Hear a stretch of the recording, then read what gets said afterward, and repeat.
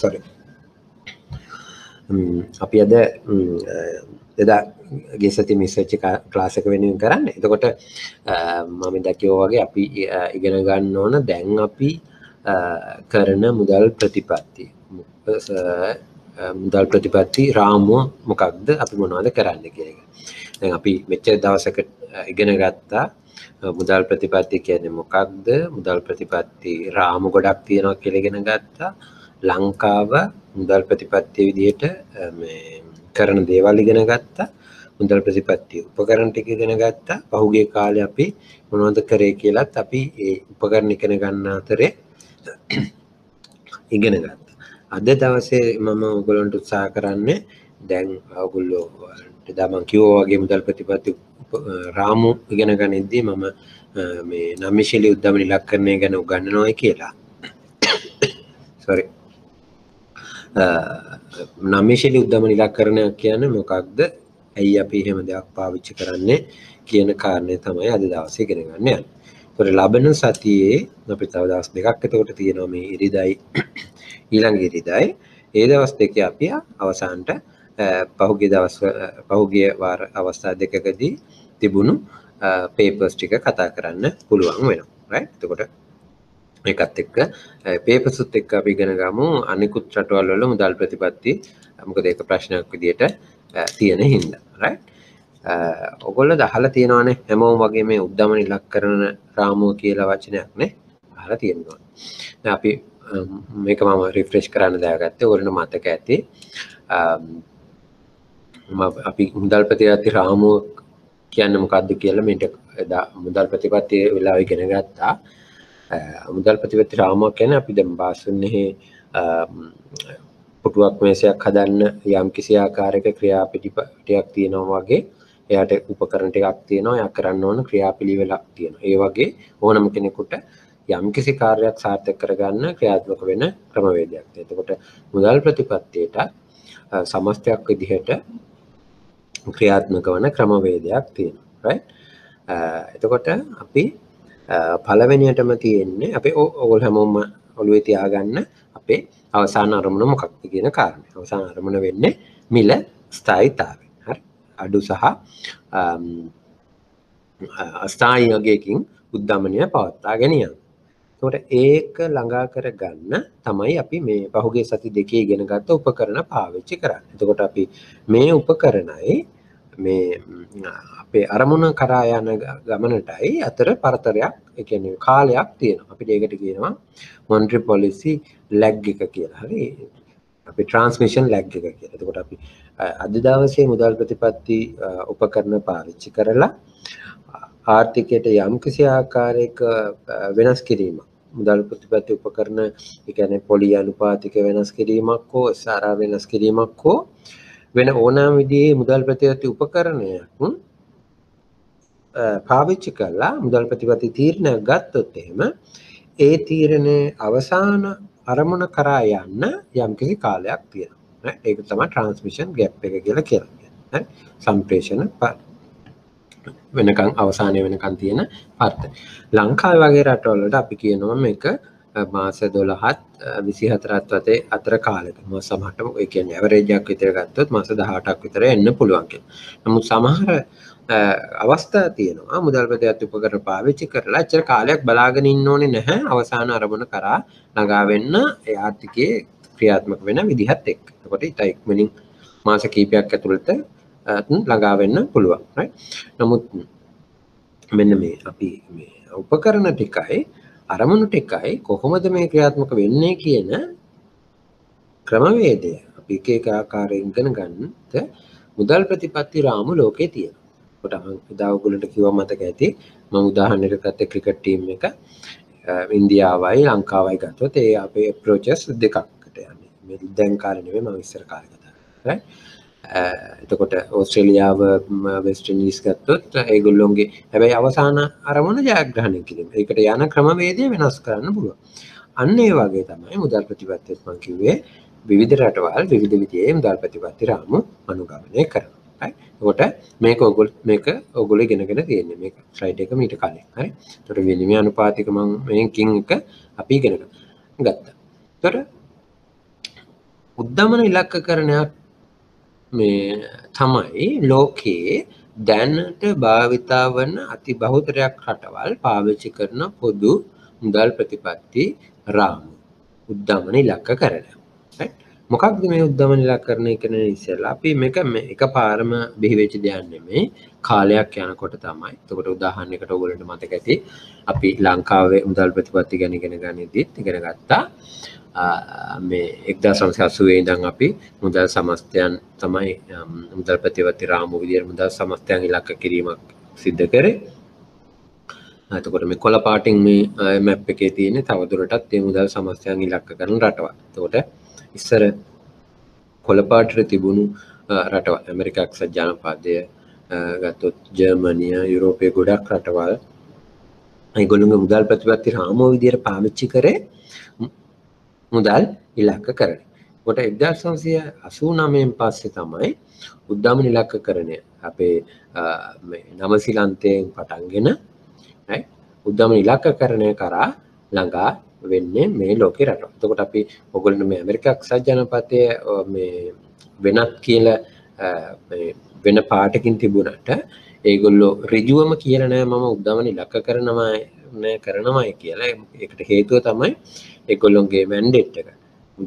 මහ බැංකුවේ අරමුණු අතර අරමුණු දෙකක් තියෙනවා. ඒ මිල ස්ථායීතාවය ළඟා කර ගැනීම සහ එම්ප්ලොයිමන්ට් එක, ෆුල් එම්ප්ලොයිමන්ට් මේ රැකියා නියුක්තිය වැඩි කිරීම කියන ඉලක්කම් මේ අරමුණු දෙකම. ඒ හින්දා තමයි මේ නිල් පාට වෙලා නැත්නම් පොදුවේ ඇමරිකා එක්සත් ජනපදයත් ඒ උද්දමනය කියන කාරණය ඉලක්ක කරගෙනමින් තමයි තමන්ගේ මුදල් ප්‍රතිපත්තිය ක්‍රියාත්මක කරන්නේ. right? එතකොට ඔයගොල්ලන්ට කෙටි ප්‍රශ්නයක් වගේ එකක් ටක් ගාලා එන්න පුළුවන්. ලෝකයේ වඩාත්ම බහුලව භාවිතා කරන මුදල් ප්‍රතිපත්ති රාමුව මොකක්ද? එතකොට දැන් උද්දමන ඉලක්ක ගන්න. අතීතයේ බහුලව භාවිතා කරපු මුදල් ප්‍රතිපත්ති උපකරණය තමයි මුදල් ඉලක්කකරණය. right? ඔකොළුවේ තියාගන්න. එතකොට විනිමය අනුපාතික ඉලක්කකරණය කරන්නේ ඉතාමත් රටවල් සීමිත ප්‍රමාණයක්, හොංකොං, සිංගප්පූරුව වගේ රටවල් කීපයක්. right? එතකොට මේ දැන් කොහොමද මේක ප්‍රචලිත වුණේ කියන එකට right? බලන්න මේ තියෙන්නේ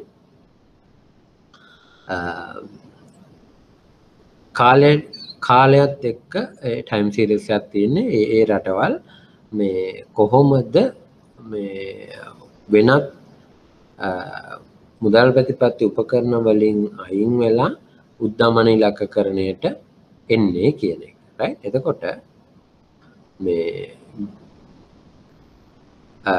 අපි දියුණු ආර්ථික ගත්තොත් එහෙම මම කියන්නේ 89 තමයි පටන් ගත්තේ කියලා. මේ එදා ඉඳන් මේ 2013 වෙනකන් තමයි මේ මැප් එක තියෙන්නේ. හොඳේ. එතකොට මේ ඔයගොල්ලන්ට පේන ඇති වැඩිපුරම මුල්ම කාලේ අර වෙළඳාමනේ ඉතිහාසයේ වැඩිපුර තිබුණේ මුල්ම ආර්ථිකය ගොඩනගෙනකොටම කාලේනේ. අපි ලංකාව උනත් ගන්නවා නිදහස් ලැබලා 1960 විතර වෙනකන් අපිට ඉතා හොඳ මේ ලෝකයේ අනිකුත් රටවලට එක්ක වෙළඳාමක් තියෙනවා. right? අපනයන ඉතා ආදායම එහෙම හොඳට මේ percentage එකක් විදිහට වැඩි. right? මේ එතකොට අර ආනයන වෙළඳාමත් එක්ක බැඳිච්ච වෙලාවක ගොඩක් රටවල් තමන් උත්සාහ ගත්තා තමන්ගේ මුදල් ප්‍රතිපත්තිය විදිහට මේ විදේශී විනිමය ඉලක්කකරණය පවත්වාගෙන යන විදේශී විනිමය ඉලක්කකරණය. ඒකින්ද තමයි මේ කහපාට තියෙන බායක ඒරියා chart එකේ කහපාට කොටසේ 1990 මුල් කාලෙදී ලොකු අවකාශයක් තියෙනවා. නමුත් උද්දමන ඉලක්කකරණයට තිබුණේ ඉතාමත්ම සුළු. right? නමුත් ඊට පස්සේ දෙවෙනියට වැඩි ප්‍රධානත්වය අරගත්තේ මුදල් සමස්තයන් ඉලක්ක කිරීම. right? එතකොට මේ බලන්න මේ මෙතනින් පටන් ගත්ත උද්දමන ඉලක්කකරණය කොහොමලා කොළ පාටට තියෙන එක අපි 2000 දශකයෙන් පස්සේ ශීඝ්‍ර වශයෙන් උද්දමන ඉලක්කකරණය ප්‍රචලිත වුණා. මුදල් සමස්තයන් ඉලක්ක කිරීම දැන් ලෝකේ රටවල් කරන්නේ නැති තරමකටම අඩු වුණා. විශේෂයෙන්ම දියුණු ආර්ථිකයන් එකක්වත් මුදල් සමස්තයන් ඉලක්ක කිරීමක් දකින්න ලැබෙන්නේ නැහැ මේ රැක්කා. අපි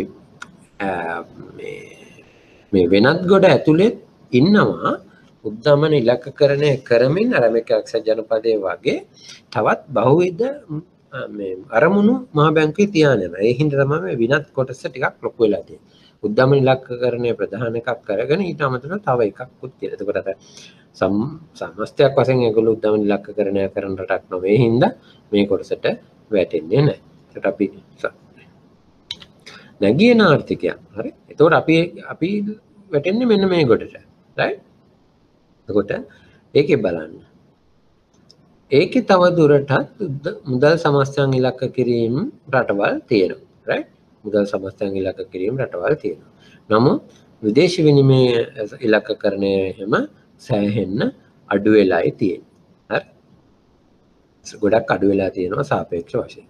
නමුත් ජනප්‍රිය වෙමින් පවතින්නේ මොකක්ද? 1999 වගේ පස්සේ 2000න් පස්සේ වගේ. මොකද ලෝකයේ රටවල් මේ දියුණු රටවල් ටික මේක ළඟා කරගත්තට පස්සේ තමයි සාමාන්‍ය අපි කාලයක් ගියාට පස්සේනේ ඕන එකක් අපි උත්සාහ කරනවා හදන්නේ. ඒ හා සමානව තමයි මෙතන ක්‍රියාත්මක වෙන්නේ. 11 පාටින් තියෙන උද්දමන ඉලක්කරණය 1997 විතර පටන් ගන්නවා. ෆයිනෑන්ෂල් ග්ලෝබල් මේ ඒෂියන් ෆයිනෑන්ෂල් ක්‍රයිසිස් එකෙන් පස්සේ තමයි නැගියන රටවල් දැන් ගොඩක් රටවල් ඉන්දියාව 2014 දී විතර උද්දමන ඉලක්කරණයට යොමු වුණා. ඒකට අපි 2020 දී ලංකාව මේ කොටස දැන් ව්‍යාප්ත වෙමින් පවතිනවා. right? ඒක මේ ඒකට හේතු කීපයක්ම තියෙනවා. right? ඔයගොල්ලන්ට මතක ඇති මම මේ ස්ලයිඩ් එකත් මීට කලින් පෙන්නුවා ඔයගොල්ලන්ට කිව්වා මම පස්සේ මේක අර මුදල් ප්‍රතිපත්තිය උගන්වලා ඉවරලා අය කතා කරන්නම් කියලා. right? එතකොට ඔයගොල්ලන්ට මම මේ මුල්ම කොටස කියලා දීලා තියෙනවා. right? impossible trinity එකවර සාක්ෂාත් කරගන්න බැරි ත්‍රිත්ව ආර්ථික විකල්පයක් තියෙනවා කියලා. right? කොට විවෘත ප්‍රාග්ධන capital mobility කියන එක ස්වාධීන මුදල් ප්‍රතිපත්තියේ independence monetary policy independence කියන එක ස්ථාවර විදේශ විනිමය අනුපාතිකය විදේශ විනිමය අනුපාතිකය ස්ථාවරයක පවත fixed exchange rate කියන එක. right? දැන් මේක මතකයිද කට්ටියට විවෘත ප්‍රාග්ධන කියන්නේ රට ඇතුළට විදේශ විනිමය අරන් එන්නත් පුළුවන් අරගෙන යන්නත් පුළුවන්. එතකොට ඔයගොල්ලන්ට ඉඩමක් තියෙනවා නම් ඉඩම විකුණලා විනිමය පිටරටට අරන් යන්න පුළුවන්. ඔයගොල්ලන්ට ව්‍යාපාරයක් තියෙනවා නම් ඒ ටික කරදරයක් නැතුව අරන් යන්න පුළුවන්. ඒ වගේම ඔයගොල්ලන්ට පිටරට ඉන්න මිනිසුන්ට ලංකාවේ වත්කම් ප්‍රාග්ධනය මිලදී ගන්න. ඒ කියන්නේ මේ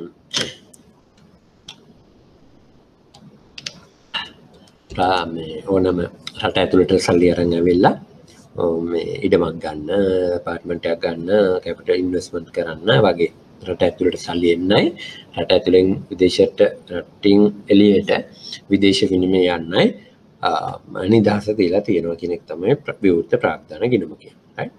එතකොට විවෘත ප්‍රාග්ධන ගිණුමක් තියෙනකොට අපිට ස්ථාවර විනිමය අනුපාතයක් පවත්වාගෙන යන්න ඕන නම් ඒ කියන්නේ රුපියල් ඩොලර් එකක් ශ්‍රී ලංකා රුපියල් 185යි කියලා කියනවා.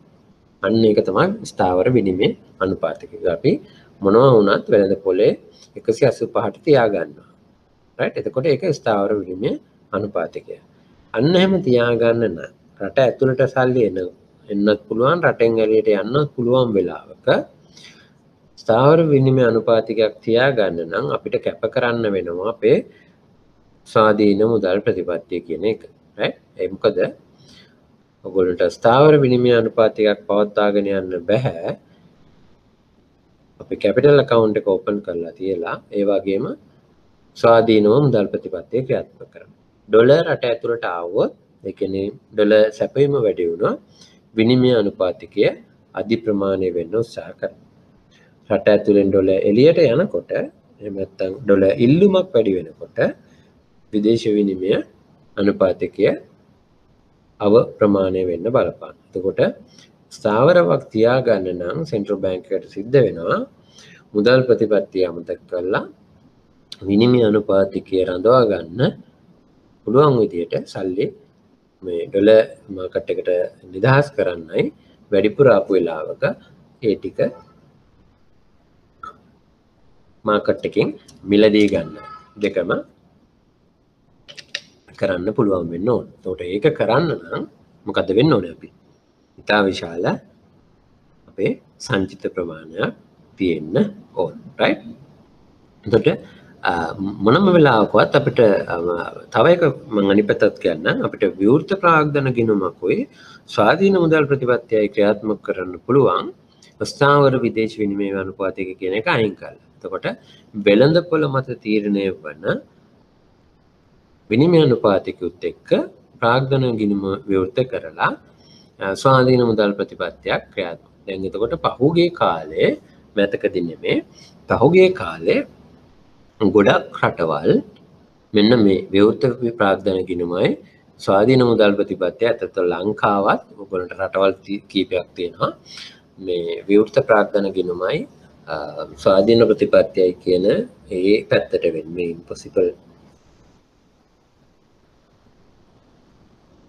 ඉම්පොසිබල් ට්‍රිනිටි එකේ මේ විවෘත ප්‍රාග්ධන ගිණුමයි ස්වාධීන මුදල් ප්‍රතිපත්තියයි කියන පැත්තට වෙන්න තමයි ලංකාව ඉන්නේ. right? එතකොට සමහර රටවල් තියෙනවා ප්‍රාග්ධන රටෙන් එළියට යන්න බෑ ඩොලර් රට ඇතුළට එන්නත් බෑ ස්ථාවර විදේශ විනිමය අනුපාතයත් එක්ක ස්වාධීන මුදල් ප්‍රතිපත්තියක් ක්‍රියාත්මක කරනවා. ගොඩක් වෙලාවට නේපාලේ විනිමය අනුපාතිකයේ ඉන්දියාවේ විනිමය අනුපාතිකයට ඒගොල්ලෝ සමානව තමයි හැසිරෙන්නේ. එතකොට ඒ ගොඩක් වෙලාවට මේ වෙනත් රටක් මට අපිට මතකට එන්නේ නැහැ මේ දෙක ක්‍රියාත්මක කරන්න. right? ඒකට අපි 50 අපේ නිදහස ලබාගත්තු ගමන්ම තිබුණෙත් මේක. පිට රටට ටෙන් මේ අපිට ප්‍රාග්ධන ගිණුම සම්පූර්ණයෙන් වගේ වහලා දාලා තිබුණේ. ඒ හින්දා 1970 දශකයට වගේ වෙනකම් කියන්නේ 77 වෙනකම්ම වගේ මේ ස්ථාවර විනිමය අනුපාතිකය සහ ස්වාධීන මුදල් ප්‍රතිපත්තියට අදාළව පැත්තේ තමයි ලංකාව තිබ්බේ. හරි? රටෙන් එළියට යන්නයි ස්ථාවර විනිමය අනුපාතිකය පවත්වා ගැනීමයි කියන කාරණය අපි ලංකාවේ තිබ්බා නිදහස ගන්න ඉස්සර වෙලා. right? ඒකට ස්වාධීන මුදල් ප්‍රතිපත්තියක් නැහැ. ස්වාධීනව රට ඇතුළට විදේශ විනිමය වල මතක ඇතිනේ කරන්සි බෝඩ් සිස්ටම් එක. හරි? කරන්සි බෝඩ් සිස්ටම් එක යටතේ ක්‍රියාත්මක වුණේ මෙන්න මේ පැත්තේ. right? කොට ඔය ටික ලංකාවේ ඉතිහාසයත් එක්ක මුදල් ප්‍රතිපත්තියේ ක්‍රියාකාරීත්වය මම හිතන්නේ ලොකුවට හයි කියලා. නමුත් ඔයගොල්ලෝ ඇඟේ ටිකක් ඔළුවේ තියාගන්න අපි 1950 ඉඳන් කොහොමද මුදල් ප්‍රතිපත්තිය හැසිරුණේ කියන එක කාරණා. right? එතකොට මේකේ තව ප්‍රධානම දේ තමයි මේ ඉම්පොසිබල් ට්‍රිනිටි එකවර සාක්ෂාත් කරගන්න බැරි ස්ත්‍රික්ත සාර්වාර්ථික විකල්ප. එතකොට මේ තුනම එකවර තියෙන රටක් තියෙන්න බෑ ලෝකේ කොහෙවත්. right? ඒ දෙකක් ළඟා කරගන්නකොට එකක් කැප කරන්නම වෙනවා කියන කාරණා. right? එතකොට 1980 ඔයගොල්ලෝ මතකද මේක මම පෙන්නුවා මීට කලින්. දැන් ෆිට් එකට එන්න ඕන හින්දා ආශරයක් පෙන්වන්නේ. එතකොට 1980 කාලේදී අපි ක්‍රියාත්මක කරේ මුදල් සමස්තයන් ඉලක්ක කිරීම. right? එතකොට ඒකේ දැන් කෙටි ප්‍රශ්නයක් වගේ එන්න පුළුවන් මේක ඔළුවේ තියාගන්න. ඒ කාලේ මෙහෙයුම් ඉලක්කය සංචිත මුදල්. ඔයගොල්ලන්ට මතක ඇතිනේ අපි මේ අපි මොකක්ද අපි ඉගෙන ගත්තනේ මොන්ට්‍රියල් ඇග්‍රිගේට්ස්. හරි? මොන්ට්‍රියල් ඇග්‍රිගේට්ස් ඉගෙන ගන්න වෙලාවේ මොකද කිව්වේ? මුදල් සංචිත මුදල් වලට බලපෑම් වෙන හැටි අපි ඉගෙන ගත්තනේ. කොහොමද සංචිත මුදල් හැදෙන්නේ කියලා. ශුද්ධ විදේශ වත්කමුයි ශුද්ධ දේශීය වත්කමුයි එකතු වෙලා තමයි සංචිත මුදල් හැදෙන්නේ. එතකොට මහ බැංකුවට පුළුවන් රටේ මුදල් සැපයුම තීරණය කරන්න ඍජුවම මේ සංචිත මුදල් වලට බලපෑම් කරලා. right? එතකොට ඔයගොල්ලෝ ඉගෙනට කාරණා දෙයක් මතක් කරගන්න ඕන. ඔයගොල්ලෝ ඉගෙන ගත්තා මුදල් ගුණකය, right? money multiplier එක. එතකොට ඒවා එක ඍජුවම බැඳිලා තියෙනවා සංචිත මුදල් එක්ක. එතකොට සංචිත මුදල් වැඩි කරොත් මුදල් ගුණකය 8යි කියලා හිතාගෙන සංචිත මුදලක් රුපියලකින් වැඩි කරොත් එහෙම රට ඇතුලේ මුදල් සැපයීම අපි කිව්වා 8 ගුණකින් වැඩි වෙනවා. රුපියලකින් වෙනවා රුපියල් 8ක් වැඩි වෙනවා. right? එතකොට හැබැයි මහ බැංකුවට බලය සහ අවස්ථාව තියෙනවා සංචිත මුදල් නිසි විදියට කල්පනාකරණය කරගන්න. එතකොට මහ බැංකුවට ඕන නම් සංචිත මුදල් වැඩිපුර මේ ව්‍යාප්ත වෙන්න ඉඩ දෙන්න ඒක කරන්නත් පුළුවන්. ඒ වගේම සංචිත මුදල් අඩු කරන්න ඕන නම් ඒක මහ බැංකුවට කරන්නත් පුළුවන්. ඒ කියන්නේ හැම වෙලාවෙම අපේ මෙහෙයුම් ඉලක්කයක් ගත්තොත් එහෙම මෙහෙයුම් ඉලක්කය වෙන්නේ මහ බැංකුවට ඍජුවම පාලනය කරන්න පුළුවන් යම්කිසි විචල්යක්. එතකොට සංචිත මුදල් අපේ 1980 කාලේ තිබ්බ මුදල් සමස්තයන් ඉලක්ක කිරීමේදී මෙහෙයුම් ඉලක්කය බවට පත් වෙලා තියෙනවා. right? ඒක ක්‍රමක්‍රියාත්මක කරන්න ඕනේ. හරි. ඒකට අපි ලෝකයේ ටික මතක තියාගන්න 1970 මේ ලෝකෙ ගොඩාක් රටවල් මේක කරා මුදල් ඉලක්කකරණය දැන් තමයි මේක අඩු වෙලා තියෙන්නේ. right? එතකොට ඒ වගේම විවිධ රටවල් තව එකක් මතක තියාගන්න ඕන ඕගොල්ලෝ මේ මුදල් සමස්තයන් ඉලක්ක කිරීමේදී සමහර රටවල් මොකද මුදල් සමස්තයන් අපි කීපයක් ඉගෙන ගත්තානේ M0 ඉඳලා M2B M4 වෙනකම්. right?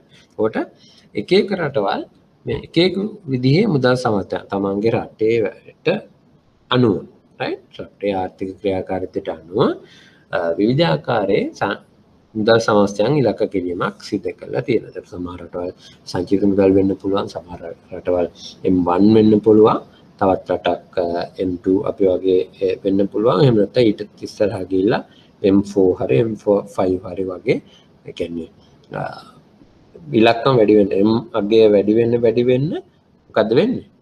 විකාශය මේ ඒ මුදල් සැපුම්ට ගන්න සාධක ප්‍රමාණය වැඩි වෙනවා. right?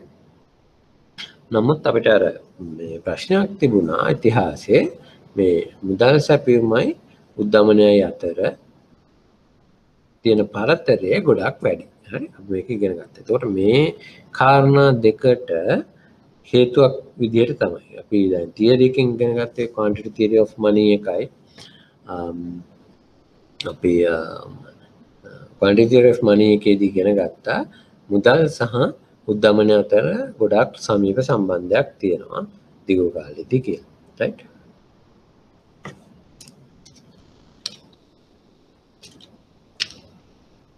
එතකොට මේ එහෙම තිබුණු සම්බන්ධය මෑත කාලයේදී ලංකාවේ බිඳ වැටිලා තියෙන බවක් පේනවා. right? broadly follow වෙනවා දිගු කාලයට එද්දී. නමුත් කෙටි කාලයේදී හා මැද කාලයේදී අපි බලද්දී මේ දෙක ගොඩක් වෙලාවට දෙපැත්තට ගමන් කිරීමක් දකින්න ලැබෙනවා. ඒතකොට එහෙම වෙනකොට අපිට සිද්ධ වෙනවා මොකක්ද? අපි දැන් අපිට හොඳට ඔළුවේ තියාගන්න අපේ අවසාන අරමුණ මොකක්ද? මිල ස්ථායීතාවය ළඟා කර ගැනීම. එතකොට මිල ස්ථායීතාවය ළඟා කරගන්න අපි ක්‍රියාත්මක කරන මුදල් ප්‍රතිපත්ති රාමය අපිට නිශ්චිත විදියට මිල ස්ථායීතාවය තියාගන්න බැරි නම් අපිට වෙන විකල්ප කරා යන්න වෙනවා. ඒක තමයි 2015 දී සිද්ධ වුණේ. එතකොට අපි 2011 විතර ඉඳන්ම කී හිටියා අපේ මුදල් සමස්තයන්ගෙන් අපි ආර්ථිකය දැන් අයින් වෙලා මුදල් ප්‍රතිපත්ති රාමුව අයින් වෙලා වෙනත් ලෝකේ බහුලව භාවිතා වෙන මුදල් ප්‍රතිපත්ති රාමුවක් ගැන බලන්න ඕනේ කියලා. right? මේක 2007 දී තමයි අතර මුලින්ම කියවුනේ. ඊට පස්සේ 2015 වෙනකොට වගේ අපි ක්‍රියාත්මක කරන්න පටන් ගත්තා. මේ ඔයගොල්ලන්ට ටයිම් ෆ්‍රේම් එකක තියෙනවා. මේ අපි fit flexible inflation target එකට නැත්නම් නම්මිශීලීත්වම ඉලක්කයකට අපි යන්න ඕනේ කියන දේ පටන් ගත්තා. right? ඒකට හේතු වුණේ අර තිබුණු මුදල් සහ හරි කෙටියෙන් ඔළුවේ තියාගන්න ඕන. හේතුව වෙන්නේ මුදල් සහ උද්දමනය අතර තිබ්බ සමීප සම්බන්ධතාවය බිඳ වැටෙන එක. right? එතකොට මේක ඕවර්නයිට් එක රැයකින් සිද්ධ වෙච්ච දෙයක් නෙමෙයි. මිලස්සයිතාවය මේ උද්දමන ඉලක්කකරණය අපේ මුදල් ප්‍රතිපත්ති රාමුවක් විදිහට ක්‍රියාත්මක කරා. රයිට් කාලයක් ක්‍රියාත්මක වෙච්ච දේවල්ගේ ප්‍රතිඵලයක් විදිහට තමයි 2020 දී මේක ක්‍රියාත්මක වෙන්නේ. හරි. අර මේක මට කියන්න ඕනේ. දැන් ඔයගොල්ලෝ මොකක්ද ඒක සිලබස් එක මාරු වෙන්නේ. රයිට්. A level හරි මේ O level හරි නැත්නම් IBS වෙන්න පුළුවන්. මොකක් හරි මේ අපි කරන සිලබස් එකක් මාරු වෙනවා වගේ එහෙම දෙයක් මේ වගේ නෙමෙයි. හරි. අපිට දැන් මට එකපාරම හැමෝත් හරි ඔයගොල්ලෝ කවදා ඉඳන් දැන් ෆ්ලෙක්සිබල් ඉන්ෆ්ලේෂන් පටන් ගත්ත එක්කත් අපිට ග්‍රෝඩ්ලි කියන්න පුළුවන් අපි අනවුන්ස් කරා අපි 2020 නම් අපේ මුදල් ප්‍රතිපත්ති රාමුව කරගන්නවා උද්දමන ඉලක්කකරණය කියලා. රයිට්.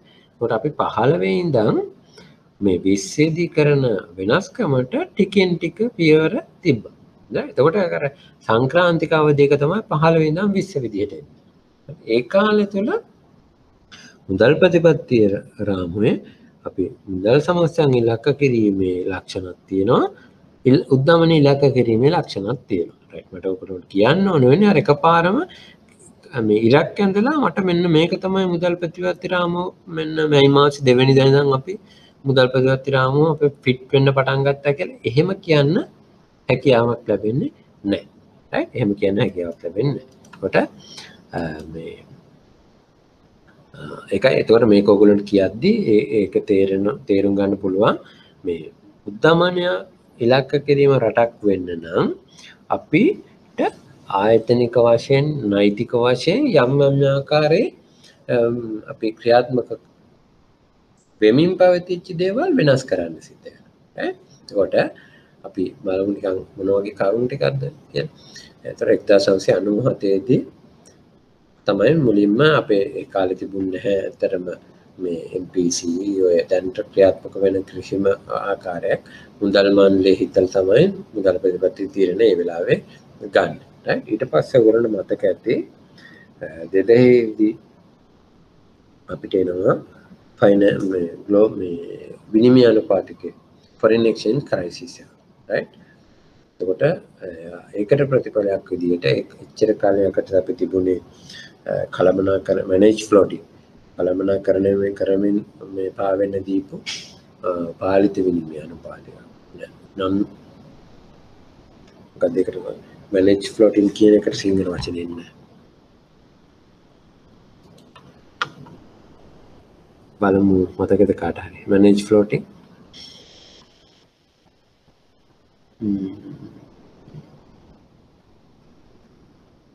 සජිත් මතකද නෑ නේ ශිරෝෂ් manage කළමනාකර පාලිත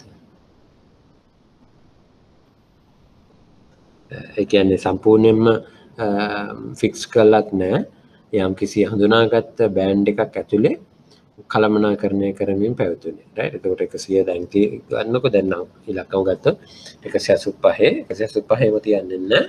184ත් 187ත් අතර තියාගෙන යනවා වගේ එකක් තමයි manage floating කියලා කියන්නේ. මට සිංහල වචනේ මතක් වුණාම කියන්නම්. කවුරු හරි මතක් වුණොත් chat එකෙන් හරි කියන්න හරි.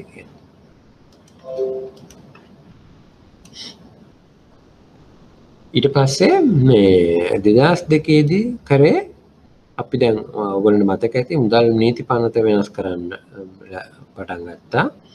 එතකොට 2002 දී තමයි ඒ කාරණේ සිද්ධ වුණේ. එතකොට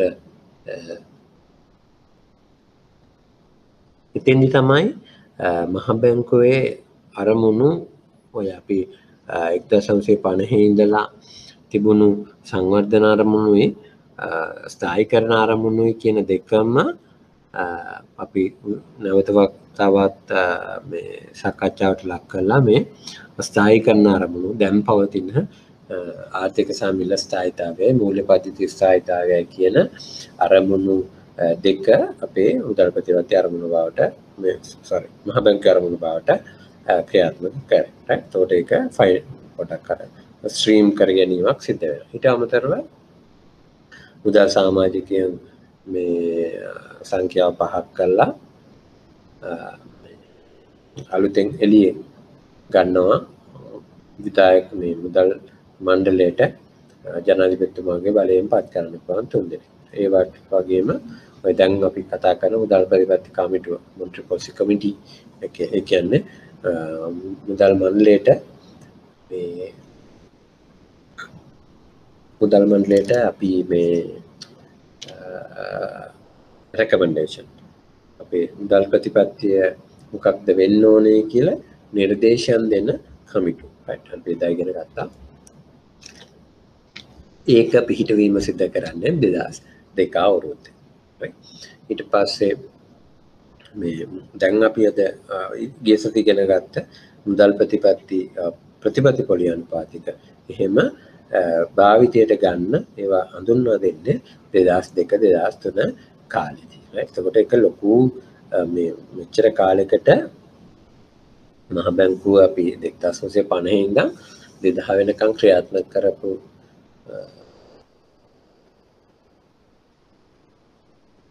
වෙනකම් ක්‍රියාත්මක කරපු ගොඩක් දේවල් මේ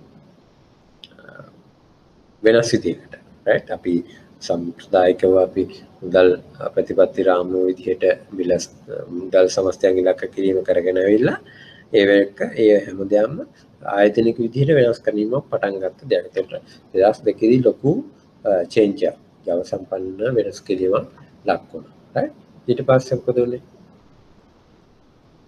පස්සේ අපි පටන් ගත්ත මහ බැංකුව හැම අවුරුද්දකම මේ ලබන අවුරුද්දේ අපි මොනවද කරන්න යන්නේ කියන ප්‍රකාශනයන් වගේ එකට කියන පෙරදැක්ම රෝඩ් මැප් එකක් right? කියන්න පටන් ගත්තා. එතකොට ඒකෙදි අපි කිව්වා අපේ මුදල් ප්‍රතිපත්ති රාමුව අපි වෙනස් කරන්න ඕනේ කියන කාරණේ. එතකොට ගොඩක් දේවල් අපි ඔළුවේ තියාගන්න ඕන.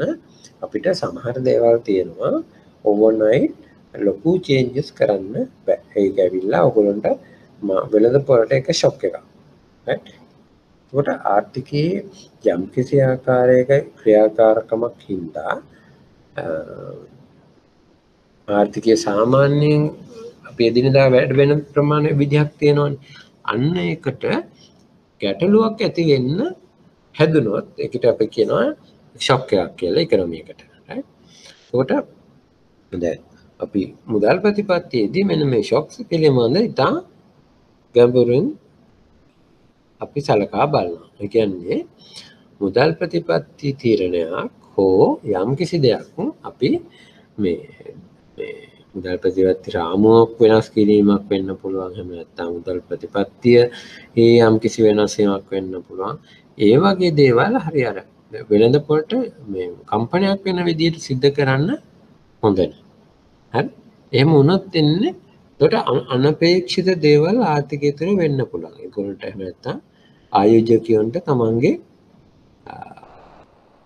ආර්ථික තීරණ ගන්න පසු නැමෙන්න පුළුවන්, පසුගාමී වෙන්න පුළුවන්. හරියටම නිශ්චිත විදිහට ඒගොල්ලන්ට අපේක්ෂා කරපු විදිහට ආර්ථික දේවල් සිද්ධ වෙන්නේ නැහැ කියලා වගේ හැඟුණා. ඒ හින්දා අපි ගොඩක් වෙලාවට මේ අර අපි මිනිස්සු විසින් නිර්මාණය කරන මේ ස්ටොක්ස් කම්පනයන් කරන්න උත්සාහ කරන්නේ නැහැ. ඒ හින්දා තමයි අර කඩා කලින් අපි මේ මුදල් ප්‍රතිපත්ති රාමුව ෆ්ලෙක්සිබල් ඉන්ෆ්ලේෂන් ටාගට් වලට වෙනස් වෙනවායි කියන කාරණය වුණත් අවුරුදු ගානකට කලින් මාකට් එකට කියන්න පටන් ගත්තා. කියනවත් එක්කම අපේ මුදල් ප්‍රතිපත්ති රාමුව රිලීසස් එළියට යනකොට ඒගොල්ලන්ට හැමදාම කියවන කෙනෙකුට තේරෙන විදිහට කෙටි ක්‍රමවලින් ක්‍රමවේදයන් මාරු කර ගැනීමක් තමයි සිද්ධ වුණේ. right? එතකොට අර එකපාරම අපි ෂොක් එකක් දෙන්නේ නැතුව අපි කරන්න යන දේ ටික සාමාන්‍ය මිනිස්සුන්ටයි වෙළඳ පොළටයි කියන්න උත්සාහ කරනවා. ඒකකොට තමන්ගේ මොනහරි යම් ආකාරයෙන් තමන් මේ දක්වා කරගෙන ආපු දෙයක් වෙනස් කරන්න ඕන නම් වෙනස් කරන්න කාලය දීලා. right? එතකොට ගොඩක් දේවල් ඒ කාලේ සිද්ධ වෙනවා 2004 10 කියන කාලේ උද්දමන දාශකය ඔයගොල්ලෝ දන්නවනේ කොළඹ පාරිභෝගික මිල දාශකයේ 2006 වෙනස් වෙනවා. එතකොට ඊට පස්සේ මහ බැංකුව පටන් ගන්නවා මිනිස්සුන්ගේ උද්දමන අපේක්ෂා පිළිබඳ සමීක්ෂණය.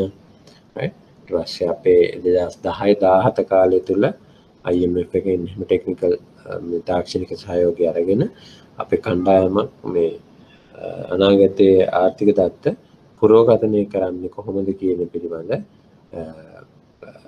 වැඩිදුර අධ්‍යාපනය ලැබුවා. ඒ වගේම ඒගොල්ලෝගේ ට්‍රේනින් ටෙක්නිකල් ඇසිස්ටන්ස් වගේ දේවල් අපි ලබා ගත්තා. right එතකොට මේක එතකොට ඔයගොල්ලන්ට දැන් ඔළුවට තියන්න ඕන මේක එකපාර ඇවිල්ලා මේ කවුරු හරි කිව්ව පළියට කරපු එකක් නෙමෙයි.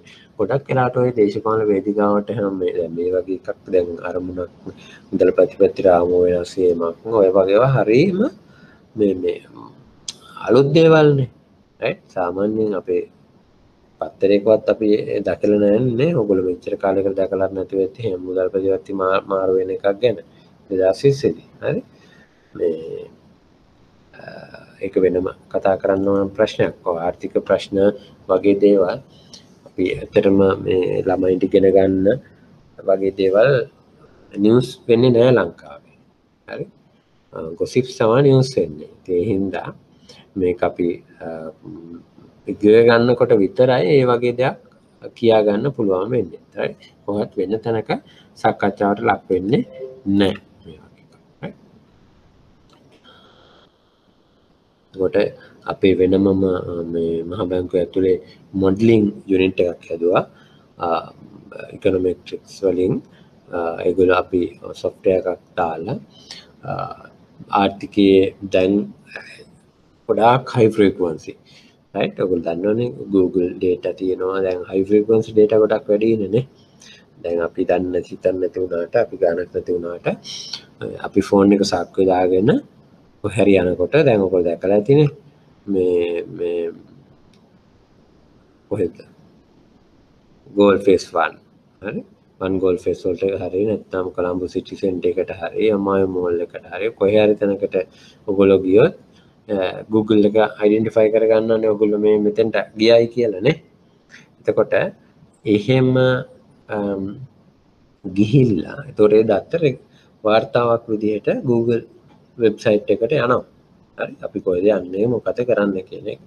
හරි දැන් ගොඩක් වෙලාවට අපේ ප්‍රයිවසි කියන එක නැති වෙලා තියෙනවා. හරි ටක් ගාලා අයිඩෙන්ටිෆයි කර ගන්න පුළුවන් මෙයාගේ කොහෙද යන්නේ කියලා. එතකොට ඒව දිහා බලලා Google එකම ඇනලිසිස් කරලා දෙනවා. මිනිස්සු කොයි වගේ රෙස්ටොරන්ට්ස් වලටද මේ වෙලාවටද යන්නේ කොයි කාලෙටද යන්නේ කොච්චර වෙලාවක් ගත කරනවද මේව ඇතුලේ ඒ වගේ right මේවා පාවිච්චි කරනවා වෙනද වලට right වෙනද වලට පාවිච්චි කරනවා. ඒකට ඒ වගේ අපේ මුදල් ප්‍රතිපත්තියට පහුගිය කාලේ ඔයගොල්ලෝ දැක්කා අපි කොවිඩ් එකකින් හින්දා මිනිස්සු මොන විදිහටද මොබිලිටි එක සංචරණය සිද්ධ වෙන්නේ කියන එක අපිට හොයාගන්න තියෙනවා පුළුවන් කමක් තියෙනවා මේ Google mobility data වලින්. හරි මාර්තු මාසේ ගිය අවුරුද්දේ මාර්තු මාසේ සම්පූර්ණයෙන්ම මිනිස්සු ගෙවල් වලට කොට වුණා. එතකොට මොබිලිටි එක 100%ක්ම වගේ අඩු වෙලා මේ මාසේ 11 වෙනිදා මේ රිස්ට්‍රික්ෂන් සයින් කරාට පස්සේ තමයි මේ මිනිස්සු පාරට පහලා යන්න පටන් ගත්තා. ඒක දැන් සාමාන්‍ය තත්ත්වයටපත් වෙමින් පවතිනවා තම ප්‍රී පැන්ඩමික් එකට කලින් තිබුණු තත්ත්වයට තාමපත් වෙලා නැහැ. right තාමපත් වෙලා නැහැ. මොකද තවදුරටත් ඔය work from home කියන concept එක සමහර තැන්වල පාවිච්චි වෙනවා. right අතට අපිට ඔය වගේ අලුතෙන් ගන්න පුළුවන් දත්ත හැම වෙලාවෙම අපේ මුදල් ප්‍රතිපත්ති තීරණ මේ ක්‍රියාත්මක කරන්න ගන්න මේ මොඩලින් එක. ඒකට කියනවා ටෙක්නිකල් නමක් තියෙනවා FPAS කියලා කියන්නේ. ඒකට පාවිච්චි කරනවා. එතකොට මුදල් මේ දත්ත වෙන්න පුළුවන් රියල් ඉකොනොමි එකේ දත්ත වෙන්න පුළුවන් පොලි අනුපාතික වෙන්න පුළුවන් විදේශ විනිමය අනුපාතිකය ඒ හා සම්බන්ධ ඒතකොට රාජ්‍ය මූල්‍ය රාජ්‍ය අයවැය පරතරය කොහොමද අයකර පියව ගන්න මොනවද ඔය වගේ තියෙන ආර්ථික දත්ත මේ ෆීඩ් කරලා තමයි මේ මොඩල් එක ක්‍රියාත්මක වෙන්නේ right දැන් අපි ඕක ඉන්ට්‍රොඩක්ෂන් එක අපි ඔන්න දැන් වටපිටාව ඉගෙන ගත්තා මොකක්ද මෙතෙන්දී කරන්න කියන එක right දැන් අපිට ඉගෙන ගන්න තියෙන්නේ මොකද්ද මේ ඉන්ෆ්ලේෂන් ටාගටින් කියන එකයි ඒකේ කොහොමද අපි ක්‍රියාත්මක කරන්නේ කියන්නේ. එතකොට මේ නම්‍යශීලී උද්දමන ඉලක්කකරණයක් කියන්නේ දැන් ඔයගොල්ලන්ට වචනයෙන්ම තියෙනවා right. දැන් ඔක ලේසිම අපිට ඉගෙන ගන්න දැඩි උද්දමන ඉලක්කකරණය ඉගෙන ගත්ත වෙලාවට right. දැඩි උද්දමන ඉලක්කකරණයක සිද්ධ වෙන්නේ අපි උද්දමනය නිශ්චිතව කිව්වට පස්සේ අපි 2ක හරි 3ක හරි උද්දමන අපේක්ෂා කරනවා කියලා කිව්වට පස්සේ ඒ කියන 2 හරි 3 හරිම ළඟා කරගන්නම තමයි මුදල් ප්‍රතිපත්තිය ක්‍රියාත්මක වෙන්නේ. ඔළුවට ගියාද? ඒ කියන්නේ මුදල් ප්‍රතිපත්තිය ක්‍රියාත්මක කරන්නේ අපි හිතමු 4යි කියලා උද්දමනය අපේක්ෂා කරන්නේ. 4ට අඩු උද්දමනයක් තියාගෙන යන්න නම් උද්දමනය 4ට වඩා වැඩි වෙච්ච මොහොතක් තිබුණොත් එහෙම දැඩි උද්දමනක ෆලෝ කරන දැඩි උද්දමන ඉලක්කකරණය ෆලෝ කරන රටක් නම් එයා පොලි අනුපාතික වැඩි කරනවා උද්දමනය අඩු කිරීමේ අපේක්ෂාවෙන්. ඔළුවට ගියාද? ඒ කියන්නේ දැඩි උද්දමන ඉලක්කකරණයකදී ඒගොල්ලෝ උත්සාහ කරන්නේ උද්දමනය අනිවාර්යයෙන්ම මේ ඉලක්කගත මට්ටමේ තියාගෙන යන්න. හරි 4යි නම් ඒක 4 හරි 6 හරි ඉලක්කගත මට්ටමේ right. නමුත් නම්‍යශීලී උද්දමන ඉලක්කකරණයකදී සිද්ධ වෙන්නේ ආර්ථිකයේ අනෙකුත් සාධක ලේබර් කියන්නේ රැකියා කරන කට්ටිය විනිමය අනුපාතිකයේ විශේෂයෙන්ම හරි උද්දමනය විතරක් නෙමෙයි මේ වගේ සාර්වාර්ථික දේවලුත් කොහොමද ක්‍රියාත්මක වෙන්නේ කියන එකත් එක්ක බලලා තමයි උද්දමනය පිළිබඳ තීරණ ගන්න. එතකොට තව ටිකක් සරලව කියනවා නම් නම්‍යශීලී උද්දමන ඉලක්කකරණයකදී හිතන්න අපි 4ත් 6ක් තමයි අපේ නම්‍යශීලී උද්දමන ඉලක්කකරණය යටතේ අපි අපේක්ෂා කරන උද්දමනය.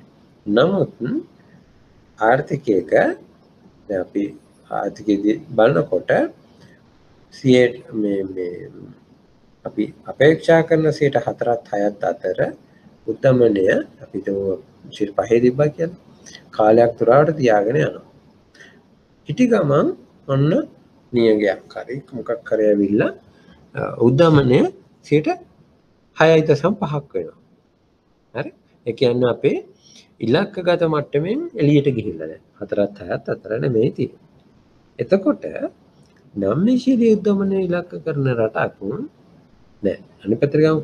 දැඩි උද්දමන ඉලක්ක කරන රටක් නම් ඊළඟ කාර්තුවේ ඇඳුමේක හරි තමන් ගන්න බලාපොරොත්තු වෙන උද්දමනය අනුව වැඩි වෙලා තියෙනවා නම් මොකද කරන්නේ?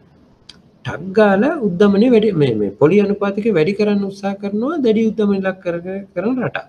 නමුත් නම්‍යශීලී උද්දමන ඉලක්කරණය කරන රටක් නම් එයා තමන්ගේ 4ත් 6ත් අතර තියෙන මේ උද්දමන ඉලක්කකරණය කිරීම ඊට වඩා චුට්ටක් මොකක් හරි හේතුවක් හින්දා වැඩි වුණොත් පළවෙනිම උපකරණය විදියට පොලි අනුපාතික පාවිච්චි කරලා පොලි අනුපාතික ඉහළ දාන්න උත්සාහ කරන්නේ නැහැ.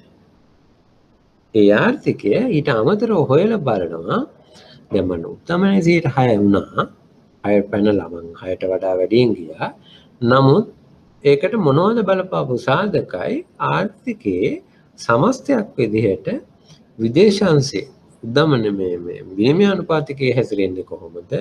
මූර්ත ආර්ථිකයේ කොහොමද හැසිරෙන්නේ කියන දේවල් දිහා බලලා තමයි පොලි අනුපාතිකයේ වැඩි කරන්න ඕනද නැත්නම් අපිට වැඩි නොකරත් උද්දමනය මේ අඩු කරගන්න පුළුවන්ද කියන එක අනුව තමයි නම්‍යශීලී උද්දමන ඉලක්කකරණයකදී ප්‍රතිපත්ති සම්පාදකයන් ක්‍රියාත්මක වෙන්නේ.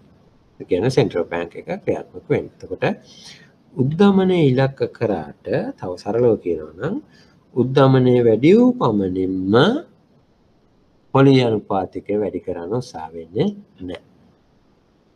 පැහැදිලිද කාරණේ?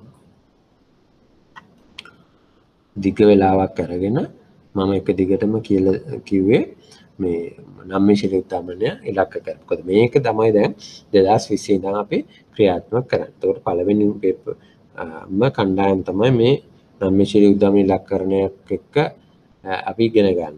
රයිට්? ඒ හින්දා මට මේ ගට් ෆීලින් එකක් තියෙනවා මේ නම්මිශිලි උද්දමන ඉලක්කරණය ලංකාවේ ක්‍රියාත්මක වෙන්නේ කොහොමද වගේ ප්‍රශ්නයක් ඔයගොල්ලන්ට එන්න පුළුවන් කියලා. රයිට්? සුජි පැහැදිලිද කියපු එක?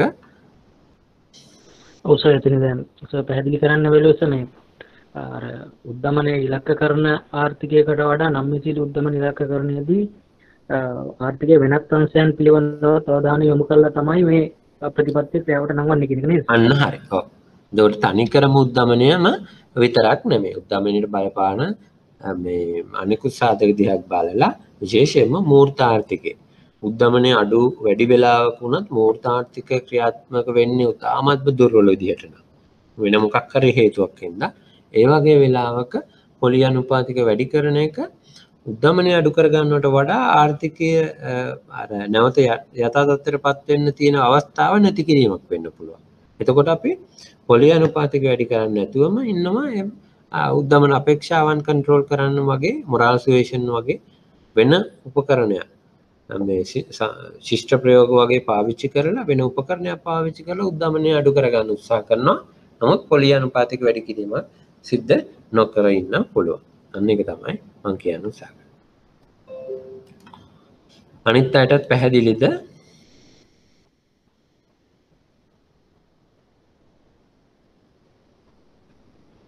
මාදවි මේ ඔයගොල්ලෝ මේ ටෙක්ස්ට් බුක් එකකදී වගේ මේවා ලක්ෂාන ඉගෙනගෙන නැහැ. හොඳේ. ෆස්ට් ටයිම් වෙන්න පුළුවන් සමහරුන්ට මේ චන්ද රයිට්. ඉගෙන ගන්න. හොඳේ. ඒ හින්දා මේ මොනවාහරි ප්‍රශ්නයක් තියෙනවා නම් අහන්න. හොඳේ. සර් මේ ඔව් අපේ සෙන්ට්‍රල් බැංක් වලදී මේකත් කරා සර්. මේ එතකොට සර් කිව්වා දැන් මේ ප්‍රතිපත්ති ක්‍රියාත්මක කිරීමේදී මහ බැංකුව විසින් අර ආර්ථිකයේ තියෙන යම් මේ ප්‍රවණතාවන් හඳුනා ගන්න වෙනින්මම ක්‍රියාවලියක් තියෙනවා. ඒ ක්‍රියාවලිය ඔස්සේ ගිහිල්ලා තමයි මේ ප්‍රතිපත්ති ක්‍රියාත්මක කරන්නේ කියලා සර්. එහෙම නේද සර්? මට වාගේ ප්‍රශ්නේ පැහැදිලිුන්නේ නැහැ. සුජි ආත් කියන්නේ නම්මිශීලි උද්දමන ඉලක්කකරණය ක්‍රියාත්මක කරන්න ගියාම සර් මහ බැංකුවේ විශේෂිත වූ අංශයක් විසින් ඒ අර අදාළ ආර්ථිකයේ විසින් සපයන සංඥා ඒ පිළිබඳ අවධානය යොමු කරලා ඒ හරහා කරන වැඩපිළිවෙලක් එක්ක යන ඉලක්කකරණයක් කියලා අපිට පැහැදිලි කරා අපේ සෙන්ට්‍රල් බැංකින් වල. රයිට් අන්න හරි. එතකොට මේ අපේ ආර්ථික පරීක්ෂණ දෙපාර්තමේන්තුව තමයි ඒකේ තියෙනවා. මම ඉන්නේ ඒ ඩිවිෂන් එක money and banking basically ඒක අපේ මුදල් ප්‍රතිපත්තිය ක්‍රියාත්මක කරන අංශය. ඒකට අර උද්දමනය විතරක් නෙමෙයි. දැන් මේ දවස්වල ගන්නකො මේ දවස්වල අපිට උද්දමනය ලොකු ප්‍රශ්නයක් නෙමෙයි. right? අපිට ලොකු ප්‍රශ්නේ තියෙන්නේ විදේශ අංශේ. right? අපි රට ඇතුළත රට ඇතුළට ඩොලර් එන්න ඕන ආර්ථිකයේ. අනික තමයි මූර්තාංශය. පුළුවන් තරම් ඉක්මනින්ම ආර්ථිකය යථා තත්ත්වයටපත් කරගන්න. අර ඉස්සර මේ ආර්ථික වර්ධනය ඇති කරගන්න. ඕක තමයි ගැටලුව මේ දවස්වල තියෙන. right? ඕක මේ ළඟා කරගන්න නිමින් තමයි උද්දමනය පාලනය කරගන්න මේ දවස්වල ක්‍රියාත්මක කරන්න ඕනේ. right?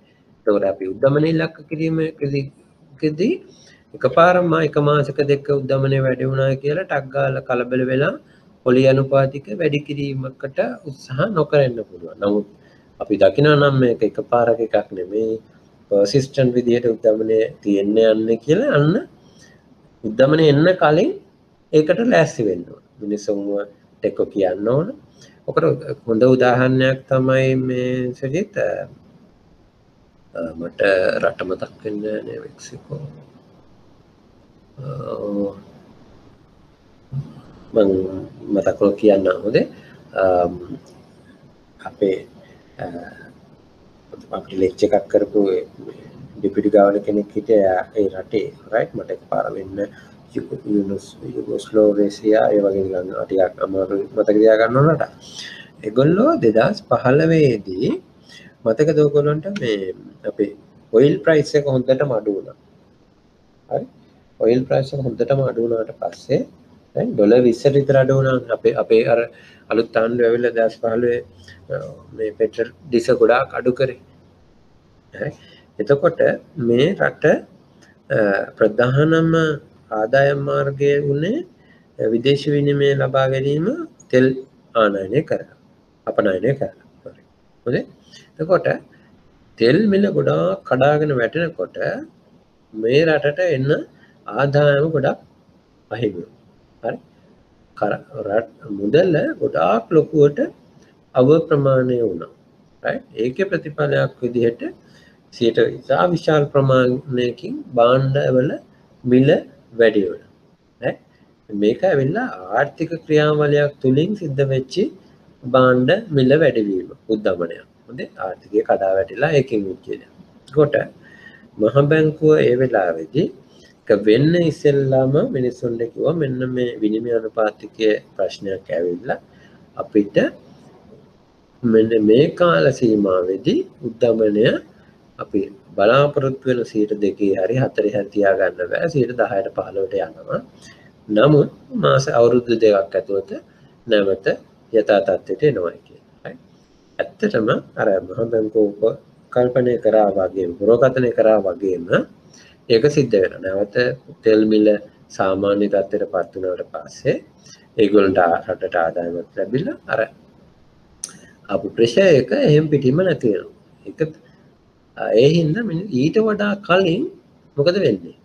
අර මිනිස්සු පැනික් වුණාමනේ මං කිව්වේ අර උද්දමන අපේක්ෂාවන් වැරදියට පාවිච්චි වෙන්නේ. එතකොට Tamanට ඕනම අනාගතයට තියෙන අවශ්‍ය ඒවත් දැන් මිලදී ගන්න ගියාම ඉබේම උද්දමනයක් නිර්මාණය වෙනවා. අන්න ඔය වගේ තත්ත්වයක් උනේ නැහැ. ඒගොල්ලෝ දැනගත්තා මේක తాවකාලික එකක් මේක මේ කාලයක් ගියාම පස්සේ අයින් වෙනවා. ඒකට මිනිස්සු හුරු වුණා. එතකොට ඒ නම්මිශිලි උද්දමන ඉලක්කරණය කරන රට උද්දමනය වැඩි වෙලා තියෙද්දි තියලා ඉතා කෙටි කාලයකදී නැවතත් අර ඉලක්කය කරා ගත්තු උදාහරණයක් තමයි ඒක මම කිව්වේ. එතකොට අර මිනිස්සුන්ගේ මයින්ඩ්සෙට් එක හිතන විදිය මේ උද්දමනය පිළිබඳ එහෙම හදාගත්තම හරි ගොඩක් සංවර්ධිත රටවල් වල අර ලොකු පොලිසි මේකර්ස්ලා කියන දේ ගොඩක් පිළිගන්නවා. මොකද ඒගොල්ලෝ රිසර්ච් කරලා එහෙම නිශ්චිතව කියනවා මෙන්න මේ දේ මේ කාලෙදී වෙනවයි කියලා. එතකොට ඒකට මිනිස්සු හුරු වෙනවා. එතකොට හැමෝම දන්නවා මේක తాවකාලික මිල වෙනස් වීමකුයි ස්ථීර මිල වෙනස් වීමකුයි කියන කාරණේ හොඳට වෙනස් කරලා අඳුර ගන්න පුළුවන්. ඒ හින්දාම තමයි මේ නම්මිශිලි උද්දමන ඉලක්කරණය නැත්නම් උද්දමන ඉලක්කරණය ලෝකේ ගොඩාක් ජනප්‍රිය වෙලා තියෙන්නේ. right? මේ එක මුදල් වලින් විතරක් නෙමෙයි උද්දමනය නිර්මාණය වෙන්න පුළුවන් එක සාධකයක් තමයි මුදල් දැන්. ඉස්සර අපි හිතුවේ මුදල් වලින්ම විතරයි මේ උද්දමනයක් නිර්මාණය වෙන්න පුළුවන් කියන එක. එතකොට විවිධ ඔව් මෙහෙම ප්‍රශ්නයක් අපිට විභාගයට එන්න පුළුවන් නේද සර්?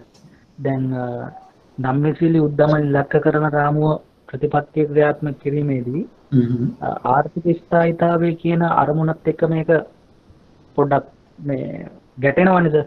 ඒ කියන්නේ දැන් උද්දමනයම කොච්චර උද්දමනය වැඩි වුණත් යම්කිසි මට්ටමකට නිකන් අපි ඒක පාලනය කරනවා වෙනුවට ආර්ථික ස්ථායීතාවයත් එක්ක ගැටෙන දේ නිසා ඒකට කරන්න ඕන පිළියම් මොනවා හරි කියලා අපෙන් ඇහුවොත් නෑ සුජිත් මේක මිල ස්ථායීතා ආර්ථික ස්ථායීතාවයත් එක්ක මේ උද්දමන ඉලක්කනේ ගැටෙන්නේ නෑ.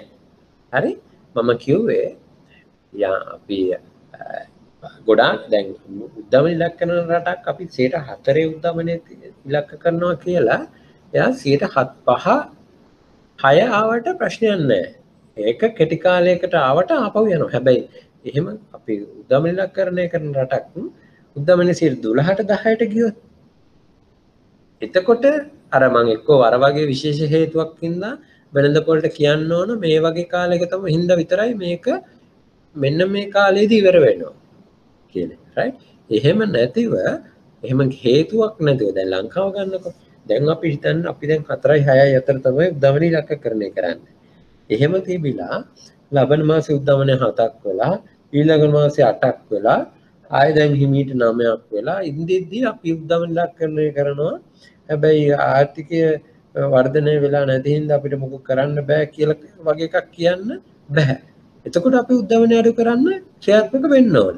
මොකද අපේ ඉලක්කය 4ත් 6ත් අතර තියෙද්දී 10%ක් 12ක් අපිට හේතුවක් අපිට රෂනාලි හේතුවක් කියන්න බැරි නම් උද්දමනය වැඩි වෙන්න එතකොට අනිවාර්යයෙන්ම සෙන්ට්‍රල් බැංක් එක උද්දමනය අඩු කිරීම සඳහා ඒ කියන්නේ පොලි අනුපාතික වැඩි කිරීමේ ක්‍රියාමාලයකට යන්න වෙනවා සුජී.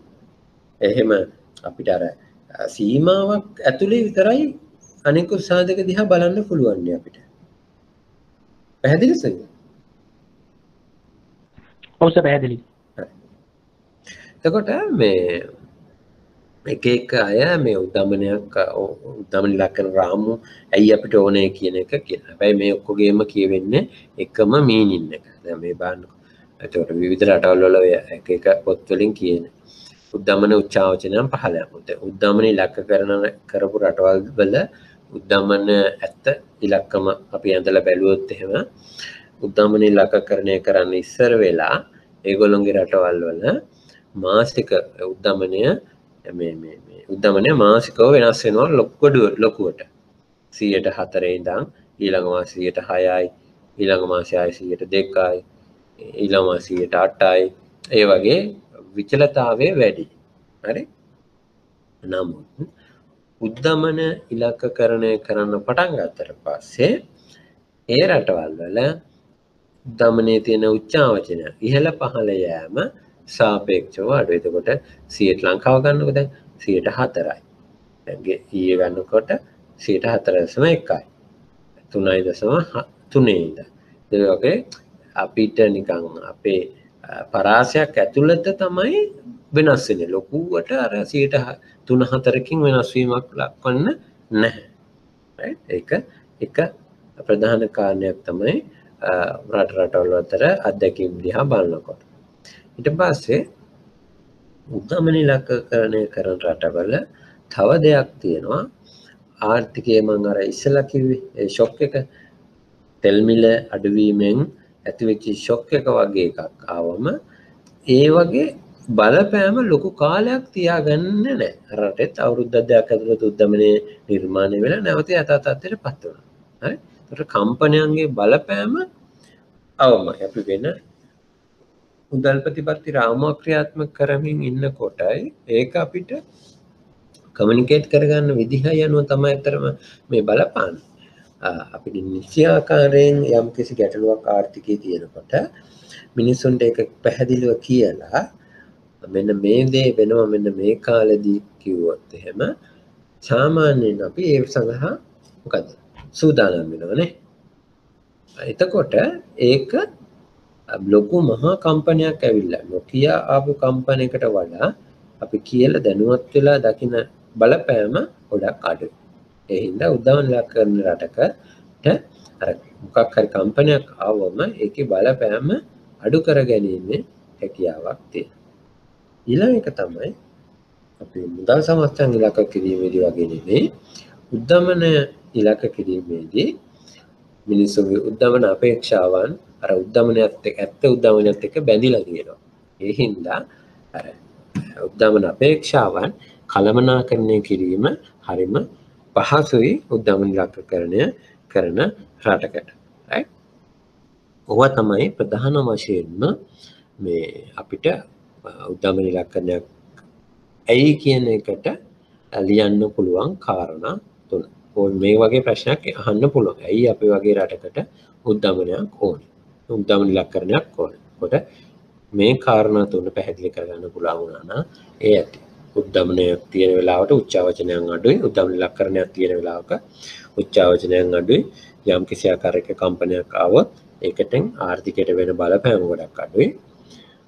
උද්දමන ඉලක්කකරණය කරනකොට මිනිස්සුන්ගේ උද්දමන අපේක්ෂාවන් ඉතා හොඳින් පාලනය වෙලා තියෙනවා.